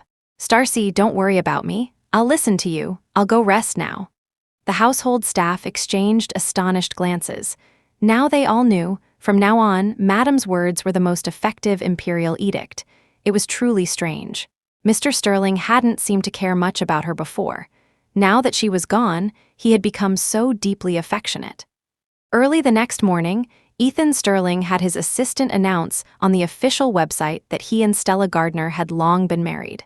Make sure to state clearly that Starcy is my greatest love, my only wife. Also, organize a repost and win lottery to increase its impact, so everyone knows Starcy is mine. Ethan Sterling gave detailed instructions. Soon, public opinion reversed. Sylvia Gardner, once envied, was now suspected of being a homewrecker, of destroying his marriage with Stella Gardner and was blacklisted by the entertainment industry. Ethan Sterling smiled with satisfaction. "Stacy, look, the justice you were owed, I've given it back to you." Afterward, he became busy going to the east side of the city to buy Stella Gardner's favorite osmanthus cake and to the west side to buy her favorite beef soup. He also ordered many limited edition seasonal jewelry, bags, shoes, and so on, all in one go. All of it was piled in front of the ice coffin. "Stacy, smell this, isn't it fragrant? Won't you get up and eat a little? And these, they all suit you so well. Won't you try them on for me? Stacy, look at me just once, please, just once." Ethan Sterling called out tirelessly for a long time, but the person in the ice coffin showed no reaction. His emotions gradually began to crumble, and he switched to repentance. "Stacy, although I gave all your resources to Sylvia Gardner before, I had already planned that after everything was over, I would compensate you with even more resources. I never intended to truly hurt you. When your parents said they'd make you eat bugs, I pretended to agree just to scare you. Later, when you proposed exchanging properties and shops for the script, I agreed so readily not for Sylvia Gardner, but because you could have whatever you wanted. You always thought I was cold to you, that I wouldn't even let you touch my phone. But actually, my phone password was changed to your birthday long ago. Stacy, I was really wrong. Please open your eyes, okay? I'm begging you." Ethan Sterling's emotions completely spiraled out of control. He sobbed, trying to push the ice coffin. "You don't want to get up? Fine, I'll come with you. In any case, let's not be separated. Mr. Sterling." A servant walked in with a package. "Get out, don't bother me, don't use Madam to pressure me anymore, she would definitely want me to accompany her." Ethan Sterling roared like a beast on the verge of collapse, veins bulging on his forehead. "But there's a document here addressed to Madam." The next second, Ethan Sterling rushed over and snatched the document. Chapter 15. It was a document sent from the Household Registration Office. Ethan Sterling tore it open immediately. Inside was a receipt. After seeing the contents clearly, Ethan Sterling froze in astonishment. The receipt stated that Stella Gardner's application to cancel her household registration had taken effect. The date was yesterday, the day she fell. Cancel her registration? Ethan Sterling immediately, furiously, dialed the Household Registration Bureau's number. "You've made a mistake. Stella Gardner is my wife, the wife of the CEO of Sterling Group. How could she possibly cancel her registration?" The staff member on the other end said, "Please provide your ID number. If we can confirm that you and Miss Stella Gardner are spouses, we can provide you with the transaction serial number." A moment later, after inputting the ID number Ethan Sterling provided, the staff member apologized. "Mr. Sterling, according to our system, you and Miss Gardner finalized your divorce 2 weeks ago. You currently have no legal relationship with her. We regret that we cannot accept your inquiry." Ethan Sterling actually laughed in anger. "Are you kidding me? How could Stacy and I be divorced? We just officially announced our relationship. We're very much in love. We'll be together for a lifetime." "Forget it, you wouldn't understand." After hanging up, Ethan Sterling's anger still hadn't subsided. He instructed his assistant to go to the Civil Affairs Bureau and get a copy of their marriage certificate. He wanted to take that proof to the Household Registration Office and demand an explanation. They had casually canceled Stella Gardner's registration. It was outrageous. This was definitely a mistake on their part, but soon, the assistant brought back news that struck him like a thunderbolt. Mr. Sterling, I checked. The records show that you and Madam really have divorced." The assistant also brought back a copy of a divorce agreement bearing his unmistakable signature. Ethan Sterling stared at it in disbelief for a long time, then suddenly remembered that day. He had wanted Stella Gardner to give herself written script to Sylvia Gardner, and she had proposed exchanging it for a pile of assets. So, he had signed many transfer agreements. Thinking back to Stella Gardner's sudden nervousness at that moment, Ethan Sterling was almost certain she had slipped the divorce agreement in among them. Stella Gardner had been disheartened since then. Ethan Sterling rummaged through the house, turning everything upside down, and soon found the divorce certificates. 2 of them, so green they made him sick. What was even more unbearable was that she hadn't taken either of them with her. Ethan Sterling was nearly overwhelmed by deep remorse. If he had known he had hurt her so deeply, he would never have done it. Ethan Sterling's face was ghastly because he knew very well there were no if-onlys in the world. He just couldn't understand, even if they were to divorce, why would Stella Gardner cancel her registration? If a person canceled their registration, they would no longer have any proof of identity in this world. She had asked for so many things. If she canceled her registration, those assets would no longer belong to her. Wait, Ethan Sterling suddenly remembered that when he was rummaging through things just now, the cabinet seemed much emptier. He opened every drawer again, opened the safe. Indeed, all the jewelry he had given Stella Gardner over the years was gone. With trembling hands, he had his assistant investigate and soon got the results. These valuable items, along with the assets Stella Gardner had asked him for, had all been donated to charitable organizations. She hadn't taken anything with her. Not even the diamond necklace from his proposal, which she had cherished and carefully preserved, was an exception. A $200 million necklace. She had donated it without batting an eye. All these strange things, linked together, made Ethan Sterling feel increasingly uneasy. Everything Stella Gardner did seemed as if she had planned it long ago. She had accumulated enough disappointment and had long decided to disappear from this world, taking nothing with her. Ethan Sterling pounded his temples with his fists, as if a truth was on the other side of a fog, about to emerge. He racked his brains for a long time, finally remembering a detail. When Stella Gardner fell, he had recklessly stretched out his hands and run towards her. A somewhat mechanical voice seemed to have sounded beside him, saying something like affection level, conquest value, 100%. Following this clue, Ethan Sterling researched a lot of information and gradually formed a hypothesis. A hypothesis that seemed preposterous, yet might be close to the truth. Stella Gardner seemed to be bound to a conquest system, and it was that system that helped her leave. For a moment, Ethan Sterling's heart broke, shattered by the thought that he might have been just a task for Stella Gardner. But immediately after, he felt a surge of hope. If his hypothesis was correct, it meant Stella Gardner had merely gone to another world. She was still alive. As long as she was alive, there was a possibility they could meet again, and the love that had been forcibly paused could have a chance to restart. Ethan Sterling pulled himself together and made two decisions. First, he had to preserve the body in the ice coffin, because he wasn't sure if this vessel was necessary for Stella Gardner to return. Second, he would invest heavily in establishing a research institution, recruiting all sorts of special talents to investigate the system. He knew that doing so, the hope might be slim, but as long as there was even a sliver of hope, he would persevere. Because he still had many things to tell Stella Gardner. He had to see her again, to have her back by his side. Chapter 16. The moment she hit the ground, Stella Morgan lost consciousness. When she opened her eyes again, she felt a soft touch on her hand, radiating a comforting warmth. It was Mary Morgan, her mom, holding her hand. And Michael Morgan, her dad, sat beside her, holding a report, his voice joyful. Starcy's medical report is out. Our precious daughter is as healthy as can be. Stella Morgan was slightly stunned as memories of her previous life flooded back. Back then, this report had clearly shown she had an incurable disease, and a dark cloud had instantly enveloped their family. First, she herself couldn't handle the shock, and upon rushing out, had a car accident, losing both her legs. Her mother cried every day.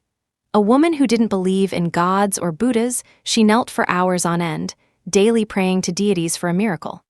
Her father had spent a fortune finding the best experts worldwide, begging them to cure Stella, neglecting his vast business empire, wanting only to be with his precious daughter.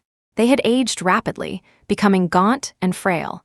This was why Stella Morgan had unhesitatingly agreed to the system's mission. She longed to complete the task, to regain her health, not just for herself, but for her loving family and those she loved. But the system had clearly said that only a successful mission could grant her wish. Could the broadcast at the final moment have been real? That's right, host. The second before you left the world, the target Ethan Sterling's affection level reached 100%, so your wish has been fulfilled. He deeply regrets it now. He immediately announced your relationship and is frantically trying to make amends in various ways. If you're willing, you can still go back. Due to the different flow of time, Even if you stay there for decades, only a few minutes will have passed here. You always hoped you two could love each other. Do you want to go back?" Stella Morgan was slightly stunned, then smiled. But that smile didn't look joyful at all. Instead, it carried a hint of mockery. Ethan Sterling didn't cherish her when she was alive. Now that she was dead, his regret and attempts to make amends were useless. "There's no need. I just want to stay here with my family."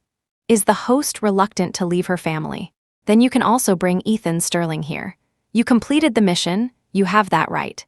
Ethan Sterling already suspects you've gone to another world and is constantly researching ways to contact you. I believe he won't refuse to come. He also did so many terrible things to you. Why not let him come over to repent and make amends so you can also properly vent your anger? But Stella Morgan refused again. "To me, that's all in the past. Don't talk to me about him anymore. Thank you." Seeing Stella Morgan's firm attitude, the system expressed its respect. "All right, host, our cooperation has come to a successful conclusion. If there are no special circumstances later, I will not disturb you again. I wish you a happy life ahead. Goodbye." Her communication with the system ended, and Stella Morgan came back to her senses, only to find her parents staring at her blankly. She was clearly their daughter, but why had her demeanor changed so drastically in just a few seconds? The change was so great, it was as if she had endured immense suffering and torment. Just having this thought made Michael and Mary Morgan's hearts ache. Looking at their loving gazes, Stella Morgan's nose suddenly tingled. This pure concern and love had been absent from her life for too long. Stella Morgan hid nothing and told her parents everything she had experienced. Then, she was immediately enveloped in two warm embraces. "My Starcy, you've suffered so much. Mom's heart is breaking for you. Why didn't the system come to us? Why not? Exactly, let your mom and me try to win each other over. I'll target your mom targets me. Wouldn't that succeed twice? We could even get an extra wish. Yes, one wish would, of course, be for our Starcy to be healthy and sound, and the other for our Starcy to be happy forever after." Michael and Mary Morgan chattered on, and Stella Morgan, who had been feeling somewhat sad, couldn't help but smile. Her parents both had very extroverted personalities, even a bit quirky, so the previous Stella Morgan had always been very sunny and cheerful. Those 5 years of transmigration felt like a dark cloud hanging over her head, making her lose herself. But thankfully, it was all in the past. The clouds had parted, and the sun was shining. The days ahead would all be bright. Chapter 17. Our Starcy is truly blessed by heaven. Since she turned misfortune into good fortune, we should all do more charity. Let's donate $200 million USD first, honey. What do you think? Sounds good to me. At the auction in a couple of days, let's just buy everything back to soothe Starcy's nerves.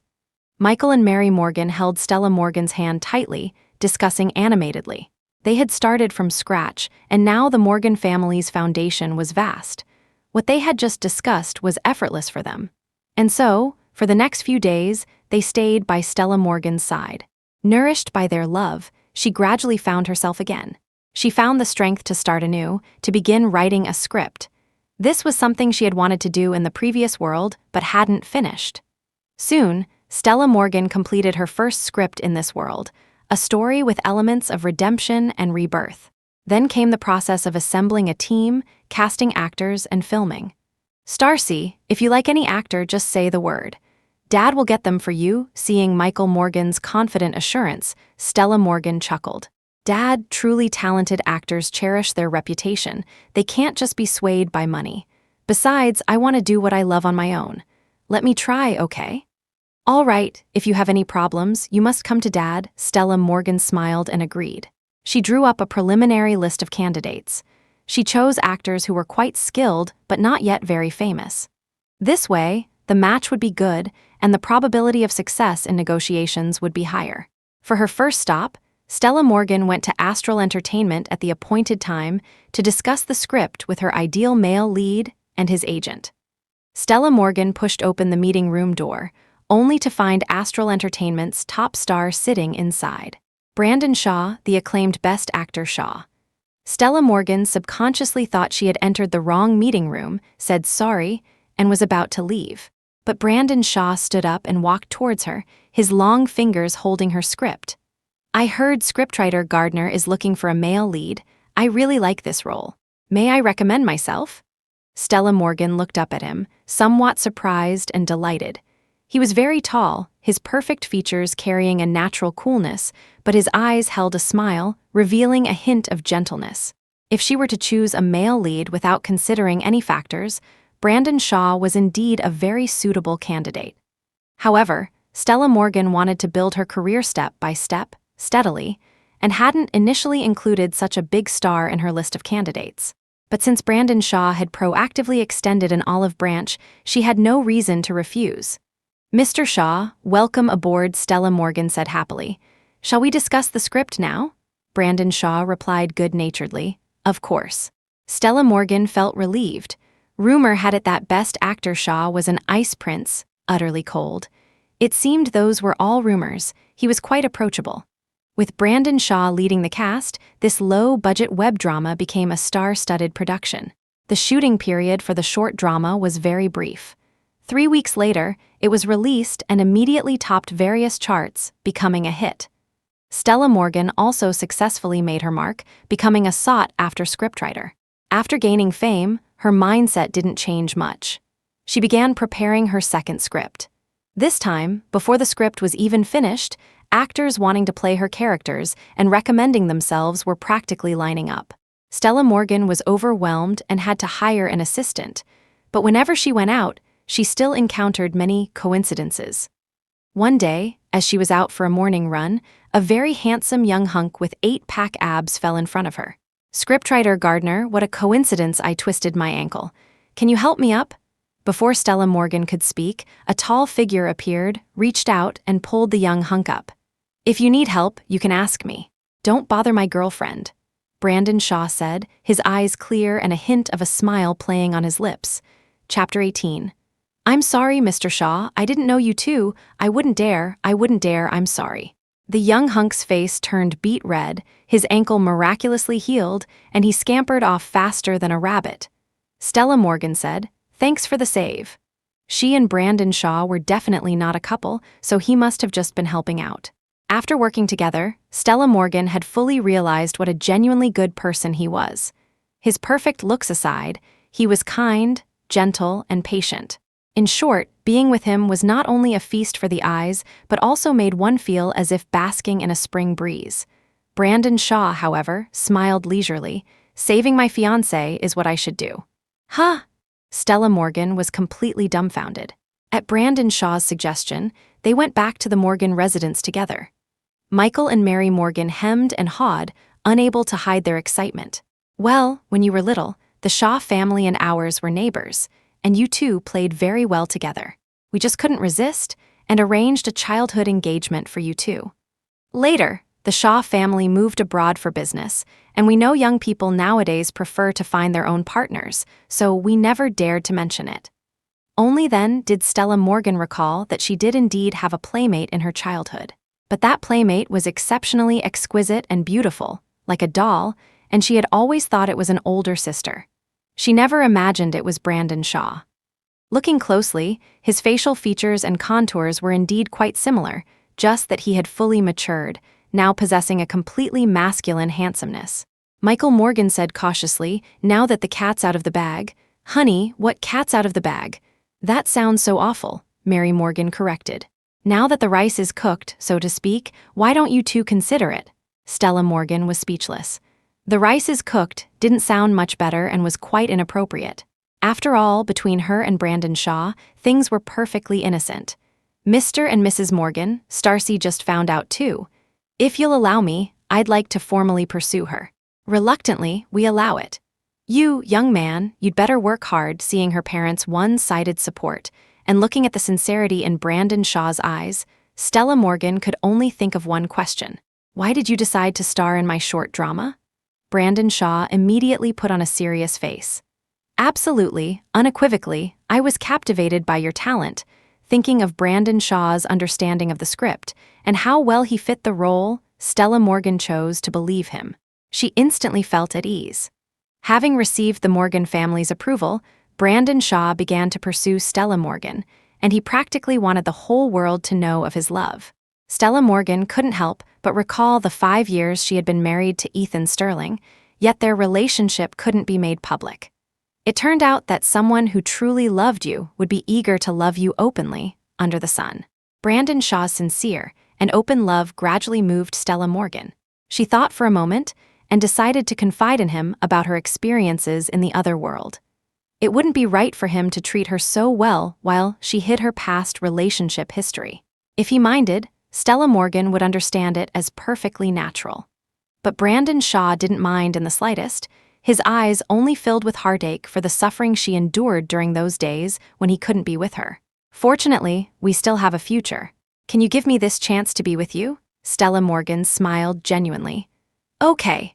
She placed her hand in Brandon Shaw's palm. From that moment on, there was one more person in the world who loved Stella Morgan wholeheartedly.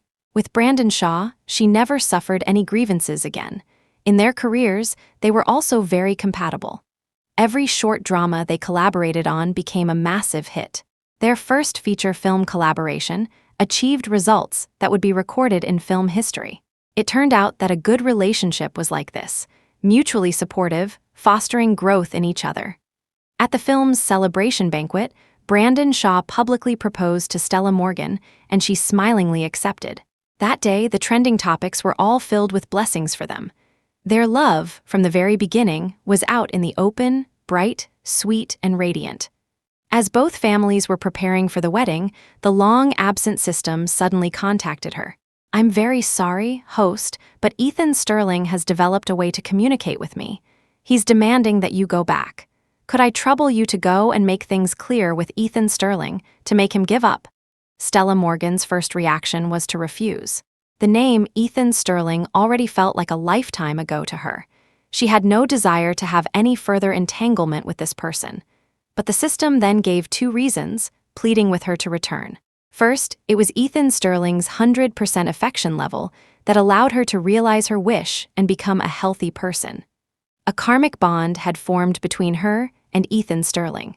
Even just to resolve this karma, she should go back once. Otherwise, it might also affect her life in the real world. Second, the system implored Stella Morgan to help it. Because if she didn't go back, given Ethan Sterling's current research speed, a frustrated and enraged him might next find a way to destroy the system. Then it might be finished. Stella Morgan didn't hide the system's visit from her parents or Brandon Shaw. I've thought about it. Logically and emotionally, I should go back one more time. Michael, Mary Morgan, and Brandon Shaw knew this was reasonable, but they were worried about her going alone. They proposed to accompany her. Initially, the system, of course, disagreed. But later, unable to resist the generous offer they made, and after reporting to its superiors, it agreed to their request. Moreover, because their financial power had activated a brand new function, it allowed the 4 of them, along with everything they had in the real world, to enter Ethan Sterling's world together. This time, they would be with Stella Morgan. Ethan Sterling would no longer be able to bully their Starcy. Chapter 19. Ethan, can't you pull yourself together? All you do every day is spend money researching some system.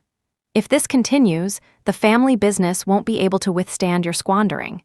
Yes, given the family's current situation, we should still try to cultivate some connections, see if we can resolve this crisis.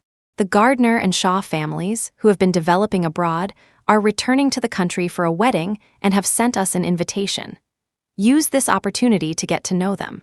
Robert and Alina Sterling tried to persuade him earnestly, placing an invitation card in front of Ethan Sterling. But Ethan Sterling merely glanced at the invitation indifferently. His previously expressionless face suddenly showed a trace of anger. The bride's name is Stella Gardner? No way that's my wife's name, make her change it immediately. She's not worthy. Robert Sterling was almost amused to the point of anger. If she's not worthy, who is? She's the sole heiress of the wealthy Gardner family. If I were fortunate enough to have such a daughter-in-law, I'd be laughing in my dreams. It's just a pity you don't have such luck. But Ethan Sterling stubbornly said, no one can compare to my wife. Robert and Alina Sterling were nearly apoplectic. The same Gardner family, the same name, but the one Ethan Sterling liked had a family background that was utterly unremarkable. That was tolerable, but she hadn't helped the Sterling group much when she was alive, and after her death, she had somehow bewitched their son.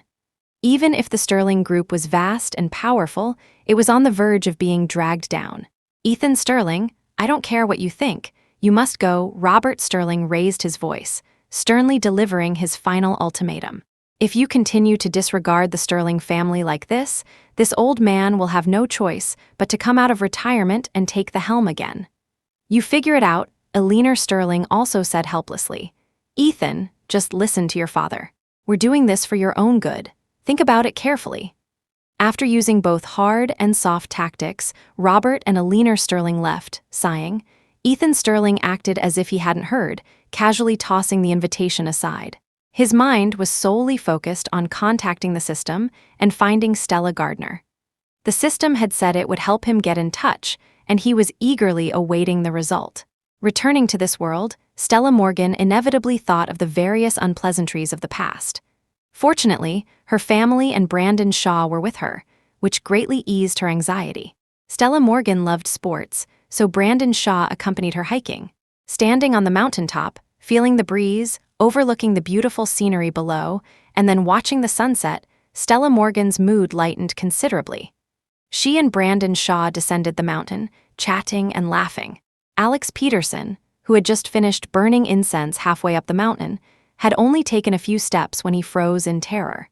He saw Stella Gardner, the Stella Gardner he had indirectly caused the death of after the incident years ago. He often had nightmares, dreaming of Stella Gardner covered in blood, her eyes also weeping tears of blood, questioning him why he had tricked her into the private room, why he had framed her. He was already terrified enough, and Ethan Sterling had kept the ice coffin at home. Every time he went to report on work, he was scared stiff. So Alex Peterson had become obsessed with praying to gods and Buddhas, just hoping Stella Gardner wouldn't come to claim his life. He never imagined that in his lifetime, he would see a living Stella Gardner. Alex Peterson stared with wide eyes, disbelieving, thinking that people can look alike. He must have been mistaken. But no matter how he looked, he felt that person was Stella Gardner. He even heard the man beside her call her Starcy. How could it be such a coincidence? Not only did she look alike, but her name also had the character Star in it. It wasn't until Stella Gardner and Brandon Shaw left that Alex Peterson realized his legs had gone soft. He returned home, his mind in turmoil, plagued by nightmares. After much hesitation, he decided to tell Ethan Sterling about this. "You said you saw someone who looked exactly like Starcy, and the person next to her called her Starcy?" Ethan Sterling became agitated. He suddenly thought of that invitation card. Could it be, even though the temperature in the living room was below zero, the thought that his Starcy might have returned made his heart uncontrollably warm? The invitation was for a week later, at the Gardner Villa. Ethan Sterling didn't hesitate and set off immediately. He had to confirm first if this was really his Starcy. If it was, he would do whatever it took to win her back. He wouldn't let her marry someone else. Chapter 20. Inside the Gardner Villa, Michael and Mary Morgan were enthusiastically conversing. "That Sterling brat dared to hurt Starcy so much before, we'd better not see him, or we'll definitely give him a beating. But, come to think of it, he sort of indirectly helped Starcy. If it weren't for his darn affection level, Starcy wouldn't have regained her health. Can we really hit him? Let's hit him first. One thing at a time. If we need to show gratitude, we can apologize and compensate later. Anyway, we must vent this anger for Starcy." "That makes sense. Honey, you're so brilliant." Stella Morgan and Brandon Shaw sat hand in hand on a nearby sofa, both struggling to suppress their laughter. They had long grown accustomed to Michael and Mary Morgan's quirky way of thinking. Unfortunately, Ethan Sterling's arrival shattered the pleasant and warm atmosphere. Ethan Sterling followed the servant in, feeling apprehensive. His eyes immediately fell on Stella Morgan. His eyes reddened uncontrollably.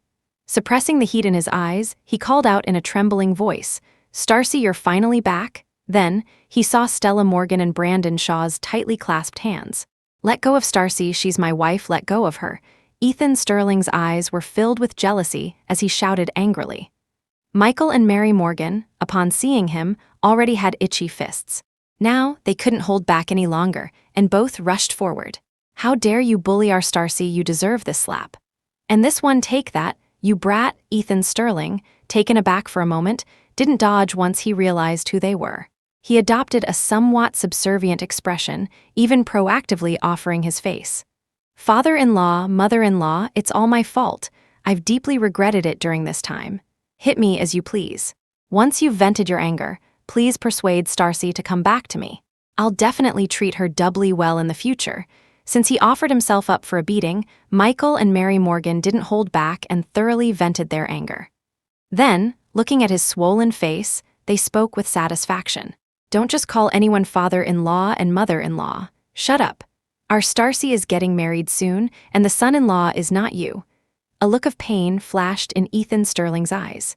Ever since he knew Stella Gardner wasn't from this world, he had considered countless possibilities. Naturally, he had also imagined that on the day they met again, she might already have someone else by her side. But he had worked so hard, paid such a heavy price. How could he back down because of this small setback? Thinking of this, Ethan Sterling suppressed the sourness in his heart and looked at Stella Morgan with deep affection. Starcy, I know I hurt you, but you should also know that I truly fell in love with you. My love for you is 100%. I did those things because I was sick. I was hurt by Sylvia Gardner and became afraid to trust love, so I wanted to test your love for me. But the moment you left, I knew how much I cared about you, that you could cure my sickness. Please forgive me. Please give me a chance to make it up to you, okay? He spoke with such sincerity, but Stella Morgan remained unmoved. No, her expression was calm. Ethan Sterling, your sickness wasn't caused by me. You hurt me, and now you want me to cure you? Am I some kind of medicinal catalyst? Don't be absurd. Ethan Sterling stared blankly. The Stella Gardner of the past would never have spoken to him like this. She was somewhat melancholic and introverted, quiet and submissive. The her now seemed much sunnier and more outgoing. She had changed, but Ethan Sterling found that this version of her moved him even more. No, that's not it. I don't want you to help me cure my illness. Ethan Sterling quickly explained. Starcy, I just want you back by my side to compensate you properly. You love acting, pick any resources you want in the future. I owed you a script last time. I'll buy you more and better scripts in the future. There's no need, Ethan Sterling. What's owed is owed. That was my own script. There's nothing better and no substitute. Then I'll give the script back to you. I've already read it. It's full of your love for me. I knew you had feelings for me. That was in the past. And if I want a script, I can write another one myself. If the system hadn't asked Stella Morgan to come and persuade Ethan Sterling to give up, she wouldn't have bothered talking to him this much. But Ethan Sterling was starting to get agitated. He had humbled himself so much, yet Stella Morgan remained so aloof. Always proud, his patience gradually wore thin, and annoyance began to creep in. Starcy, I was wrong, and I'm sincerely apologizing, trying to make it up to you. Clearly, you were also at fault, and I haven't even held it against you. Why won't you give me a chance? Stella Morgan froze. What fault of mine? Chapter 21. Back then, Sylvia Gardner and I were just putting on an act, but you didn't know. So you were jealous of her, constantly making sarcastic remarks, even pushing her down, and you even wanted to find someone to humiliate her. Weren't those actions excessive? Starcy, do you know? You just up and left, but I had to stay behind and clean up your mess.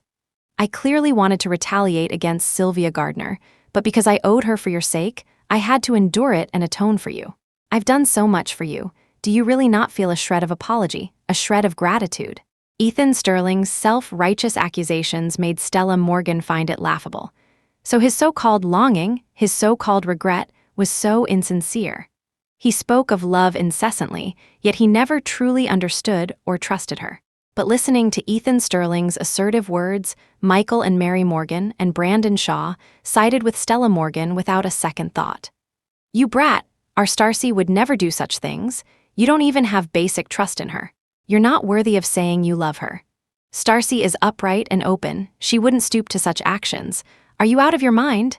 With her family's support, Stella Morgan's heart filled with warmth. Ethan Sterling, I have never done anything to hurt Sylvia Gardner. Those were all her false accusations. I never pushed her. She framed me. That time in the private room, that man was also colluding with her. Believe it or not, it's up to you. Looking at Stella Morgan's frank expression, Ethan Sterling seemed to freeze. His intuition told him that Stella Gardner was telling the truth. Seeing her family's unconditional trust in her, and then thinking about the words he had just spoken. Suddenly, a trace of shame and panic crept into his heart. He vaguely knew why Stella Gardner wouldn't forgive him, but he was unwilling to face it. "I believe you, Stacy, I believe what you said." To dispel the turmoil in his heart, Ethan Sterling eagerly declared, "Those who hurt you, I will make them pay the price." After saying that, he left in a hurry. The wedding was still a week away. There was still time, definitely still time. He would first show Stella Gardner his sincerity, then continue to win her back. There was definitely still a chance. After returning, Ethan Sterling immediately began his investigation. The truth was so cruel. Sylvia Gardner had long been colluding with Alex Peterson, who was close to him. Every word Stella Gardner had said was true. What was even more terrifying was that Sylvia Gardner had actually drugged that man. If Stella Gardner hadn't jumped, she would have been violated by him. Sylvia Gardner was dragged over by bodyguards. Ethan Sterling forcefully pinched her face. "Back then, your parents drugged Stacy and had me save her. You pulled the same stunt. You truly are a chip off the old, crooked block. Since you like these filthy charades so much, you can enjoy it yourself." Ethan Sterling forced Sylvia Gardner to swallow the drug and locked her in a room with a bodyguard. The next day, Sylvia Gardner emerged from the room, disheveled and limping. Ethan Sterling immediately kicked her, forcing her to kneel on the floor covered in broken porcelain. He made Sylvia Gardner suffer doubly for everything Stella Gardner had endured. Gregory and Martha Gardner initially tried to stop him, but Ethan Sterling sneered, "Speaking of which, you two also hurt Stacy. I haven't settled the score with you yet." The two immediately fell silent, exchanged a glance, and slipped away. They had heard that Stella Gardner was back and decided to find her. "Good daughter, we heard you were alive, so we came." "Sweet daughter, we really missed you while you were gone. It's good that you're okay." Gregory and Martha Gardner rushed to the Morgan residence, their faces fawning, calling her daughter affectionately. Michael and Mary Morgan were furious. This was their daughter, wasn't it? But Gregory and Martha Gardner were shameless, insisting on acknowledging Stella Morgan. Stella Morgan smiled. "You weren't like this before, you only liked Sylvia Gardner. Is it because you can't count on her anymore that you thought of coming to me?" Gregory and Martha Gardner vehemently denied it. "No, that's not it. We like you very much, we were just a bit stricter with you. There are no truly bad parents in the world. Don't abandon us. Ethan Sterling says we were bad to you and wants to retaliate against us. Only you can stop him," so that was it. It was still for their own sake that they had come rushing over. "I'm curious, why did you treat me like that before?" This question, Stella Morgan asked on behalf of the original owner of the body. Chapter 22. When Stella Gardner first arrived in this world, she had lost some of the original owner's memories. It wasn't until the moment she fell that everything came back to her. Actually, when the original owner was very young, these parents weren't so cruel. They treated the original owner and Sylvia Gardner equally, neither good nor bad. But after returning from an outing, they suddenly changed their attitude. From then on, they only favored Sylvia Gardner, while becoming increasingly harsh towards the original owner. No matter what the original owner did, they would be dissatisfied, find fault, and then punish her severely. At that time, Sylvia Gardner had gone abroad. Gregory and Martha Gardner, missing their beloved daughter, said the original owner was a jinx who had driven her sister away. They locked the original owner up without food or water, punishing her for 3 days. When the original owner weakly begged them for a sip of water, these parents angrily found many insects and stuffed them into the original owner's mouth, choking her to death. And then, that created the opportunity for Stella Gardner to transmigrate. To be abused to death by one's own parents, what kind of tragedy was that? To treat one's own child like this, what kind of deep-seated hatred was there? They owed the original owner an explanation. Gregory and Martha Gardner hesitated for a moment, then chose to confess. "We had no choice. When you were very young, we went to have your fortune told. The master said you were destined for a short life and would drag the whole family down. He also said Sylvia had a good fate and would bring us prosperity. It turned out to be such an absurd reason. Stacy, we really had no choice. Please forgive us, okay? We will definitely compensate you doubly in the future. Definitely." But Gregory and Martha Gardner's solemn vows only made Stella Morgan find it laughable. The biological daughter they should have compensated most had long been killed by them. No one had the right to forgive on her behalf. And Stella Morgan had no intention of bothering with such selfish and heartless people. If Ethan Sterling wanted to deal with them, that was all for the better. They owed the original owner too much. It was only right that they be punished. After venting his anger sufficiently, Ethan Sterling ordered Sylvia Gardner, Gregory and Martha Gardner, along with Alex Peterson, to be sent to prison.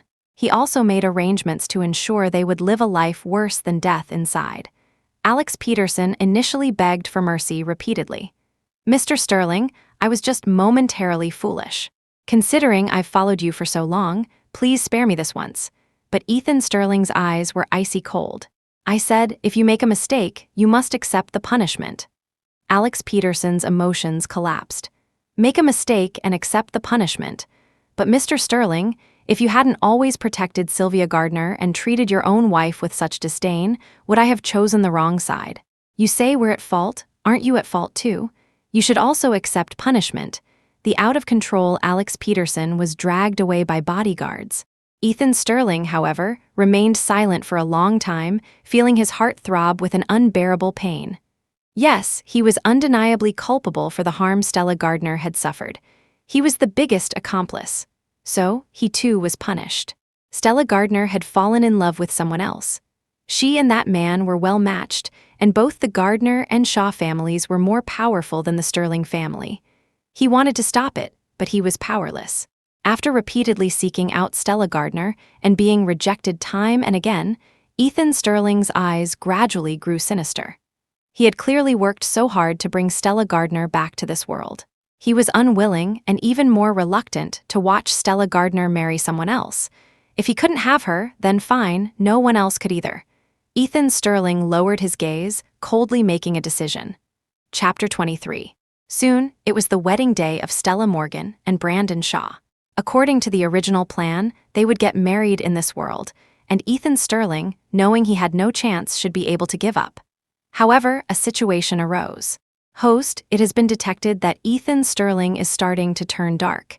He has already developed a method to tamper with the system and wants to destroy this entire world. It's all over. I might get zapped by him any minute now. How about before that, I send you all back? The system's usually mechanical and steady voice seemed to carry a hint of world-weary resignation. Just then, a servant announced that Ethan Sterling was outside, wishing to see Stella Morgan one last time. Stella Morgan agreed, telling the system, "Don't rush, let me try one more time." Michael, Mary Morgan, and Brandon Shaw were worried and wanted to go with her. "Don't worry, I can only persuade him if I go alone. I promise you, I'll be quick." Seeing Stella Morgan appear outside the door, Ethan Sterling's eyes lit up. "Starcy, you're still willing to see me on your wedding day. That means I still have a chance, right?" He had decided to make one last effort. If Stella Morgan still rejected him, he would let the entire world be buried with their love. Stella Morgan didn't answer his question, but calmly asked another. "Do you think, after all this time we've been together, I owe you anything?" Ethan Sterling thought for a moment and shook his head. "No." Instead, Stella Morgan's question brought back many memories. Their first meeting, the hero saving the damsel, Stella Morgan's almost worshipful gaze towards him. Every time she looked at him, her eyes shone. He said they'd have a secret marriage, and she agreed. He asked her to give up resources. She was aggrieved but compromised time and again. How could she have owed him anything? She had once loved him so unreservedly. Seeing Ethan Sterling sighing with emotion, Stella Morgan asked again, "And what about you to me? Do you owe me anything?" "Yes." Ethan Sterling's eyes held genuine remorse. "I will make it up to you." Stella Morgan suddenly looked at him very seriously and smiled faintly. "If you really want to make amends, then let go." Ethan Sterling subconsciously shook his head. "No, Starcy, I love you. I can't let go. But to truly love someone, you should want them to be happy." Stella Morgan's tone was gentle and patient, with a hint of earnestness. "I once thought you loved Sylvia Gardner. I didn't pursue the harm you caused. I only chose to leave, deciding to let you two be. Now I've found my own happiness, and it's time for you to let go too." Ethan Sterling let go. "Letting go is the best way to make amends to me." Stella Morgan's words flowed like a spring, gently spreading, yet they struck Ethan Sterling's heart with force. He listened blankly, his soul feeling as if it had been emptied. Stella Morgan didn't rush him, she just waited quietly. This reminded Ethan Sterling of the past. He used to be busy with social engagements and would come home very late. As his wife, Stella Morgan never rushed him. She just waited quietly for him, always keeping a light on for him at home, a bowl of soup warm. She was still like this now. Only this time, she was waiting for him to let go. Ethan Sterling clearly didn't want to lose Stella Morgan, but looking at her quietly waiting for his answer, he really couldn't bring himself to refuse. Gazing into her eyes, clear as water and carrying a hint of expectation, the hostility in his heart dissipated unknowingly. Ethan Sterling finally realized he wasn't that heartless. He really couldn't hurt her anymore. A voice in his heart seemed to tell him that he owed Stella Morgan so much, had made her wait so many times. This time, he shouldn't disappoint her again. An indescribable bitterness filled his heart. Ethan Sterling finally understood that some people, once missed, truly couldn't be brought back. After a long while, he spoke in a hoarse voice. "All right, I won't bless you, but I will let go." Stella Morgan breathed a sigh of relief and said sincerely, "Thank you." As if torturing himself, Ethan Sterling still attended Stella Morgan's wedding. The sight of Stella Morgan in her wedding dress almost made Ethan Sterling stare dumbfounded. Come to think of it, they had a secret marriage back then. He owed her a wedding, and this was also the first time he saw her in a wedding dress. She was so beautiful. If he had known, he would have eagerly proposed to her in front of the whole world, letting everyone know she was his wife. If he had done that back then, would the ending have been different? Unfortunately, it was all too late. The moment Stella Morgan and Brandon Shaw exchanged rings and kissed, Ethan Sterling closed his eyes in pain. His heart was so broken he almost died. But when he opened his eyes again, everything before him had vanished. This place had become an undeveloped wasteland. As they were leaving, the system said that Stella Morgan had protected the small world and could make a wish related to it. Stella Morgan thought for a moment and said, "Then I hope that the Stella Gardner of this world can be born into a family where her parents love her very much in her next life and live a happy and joyful life." After the system agreed, a small speck of light appeared in front of Stella Morgan. It twisted and turned. The system acted as a translator. "The original owner is thanking you." Stella Morgan smiled and said it was nothing, it was good. Although they would no longer be in the same world, they would all have beautiful futures. Ethan Sterling returned home, dejected. Just as he was about to change into winter clothes, he noticed the indoor temperature had returned to normal. His heart tightened and he quickly walked towards where the ice coffin had been, but it was empty. He slumped to the ground, lost in thought. At that moment, he understood that he had truly lost Stella Gardner. In the following days, Ethan Sterling worked relentlessly, as if wound up, and brought the Sterling group back on track. But every night, he was filled with longing, tossing, and turning, unable to sleep, suffering excruciating pain, and soon became gaunt. Ethan Sterling couldn't bear it any longer and contacted the system again. "I want to see her. I'm willing to give up all my wealth, as long as you're willing to let me go to her world. Please, I promise not to disturb her, just being able to see her is enough." Ethan Sterling pleaded humbly. The system regretfully informed him, "I'm sorry, Stella Morgan is my host. I asked her about this, and she is unwilling to let you go there." Ethan Sterling didn't give up, constantly begging the system to think of another way. Finally, the system reluctantly told him there was one more method. Chapter 24. If you insist on entering an unfamiliar world, you can only do so in a non-human form. The system thought Ethan Sterling would back down, but his dull eyes suddenly lit up. I'm willing, please let me go there immediately." The system almost crashed.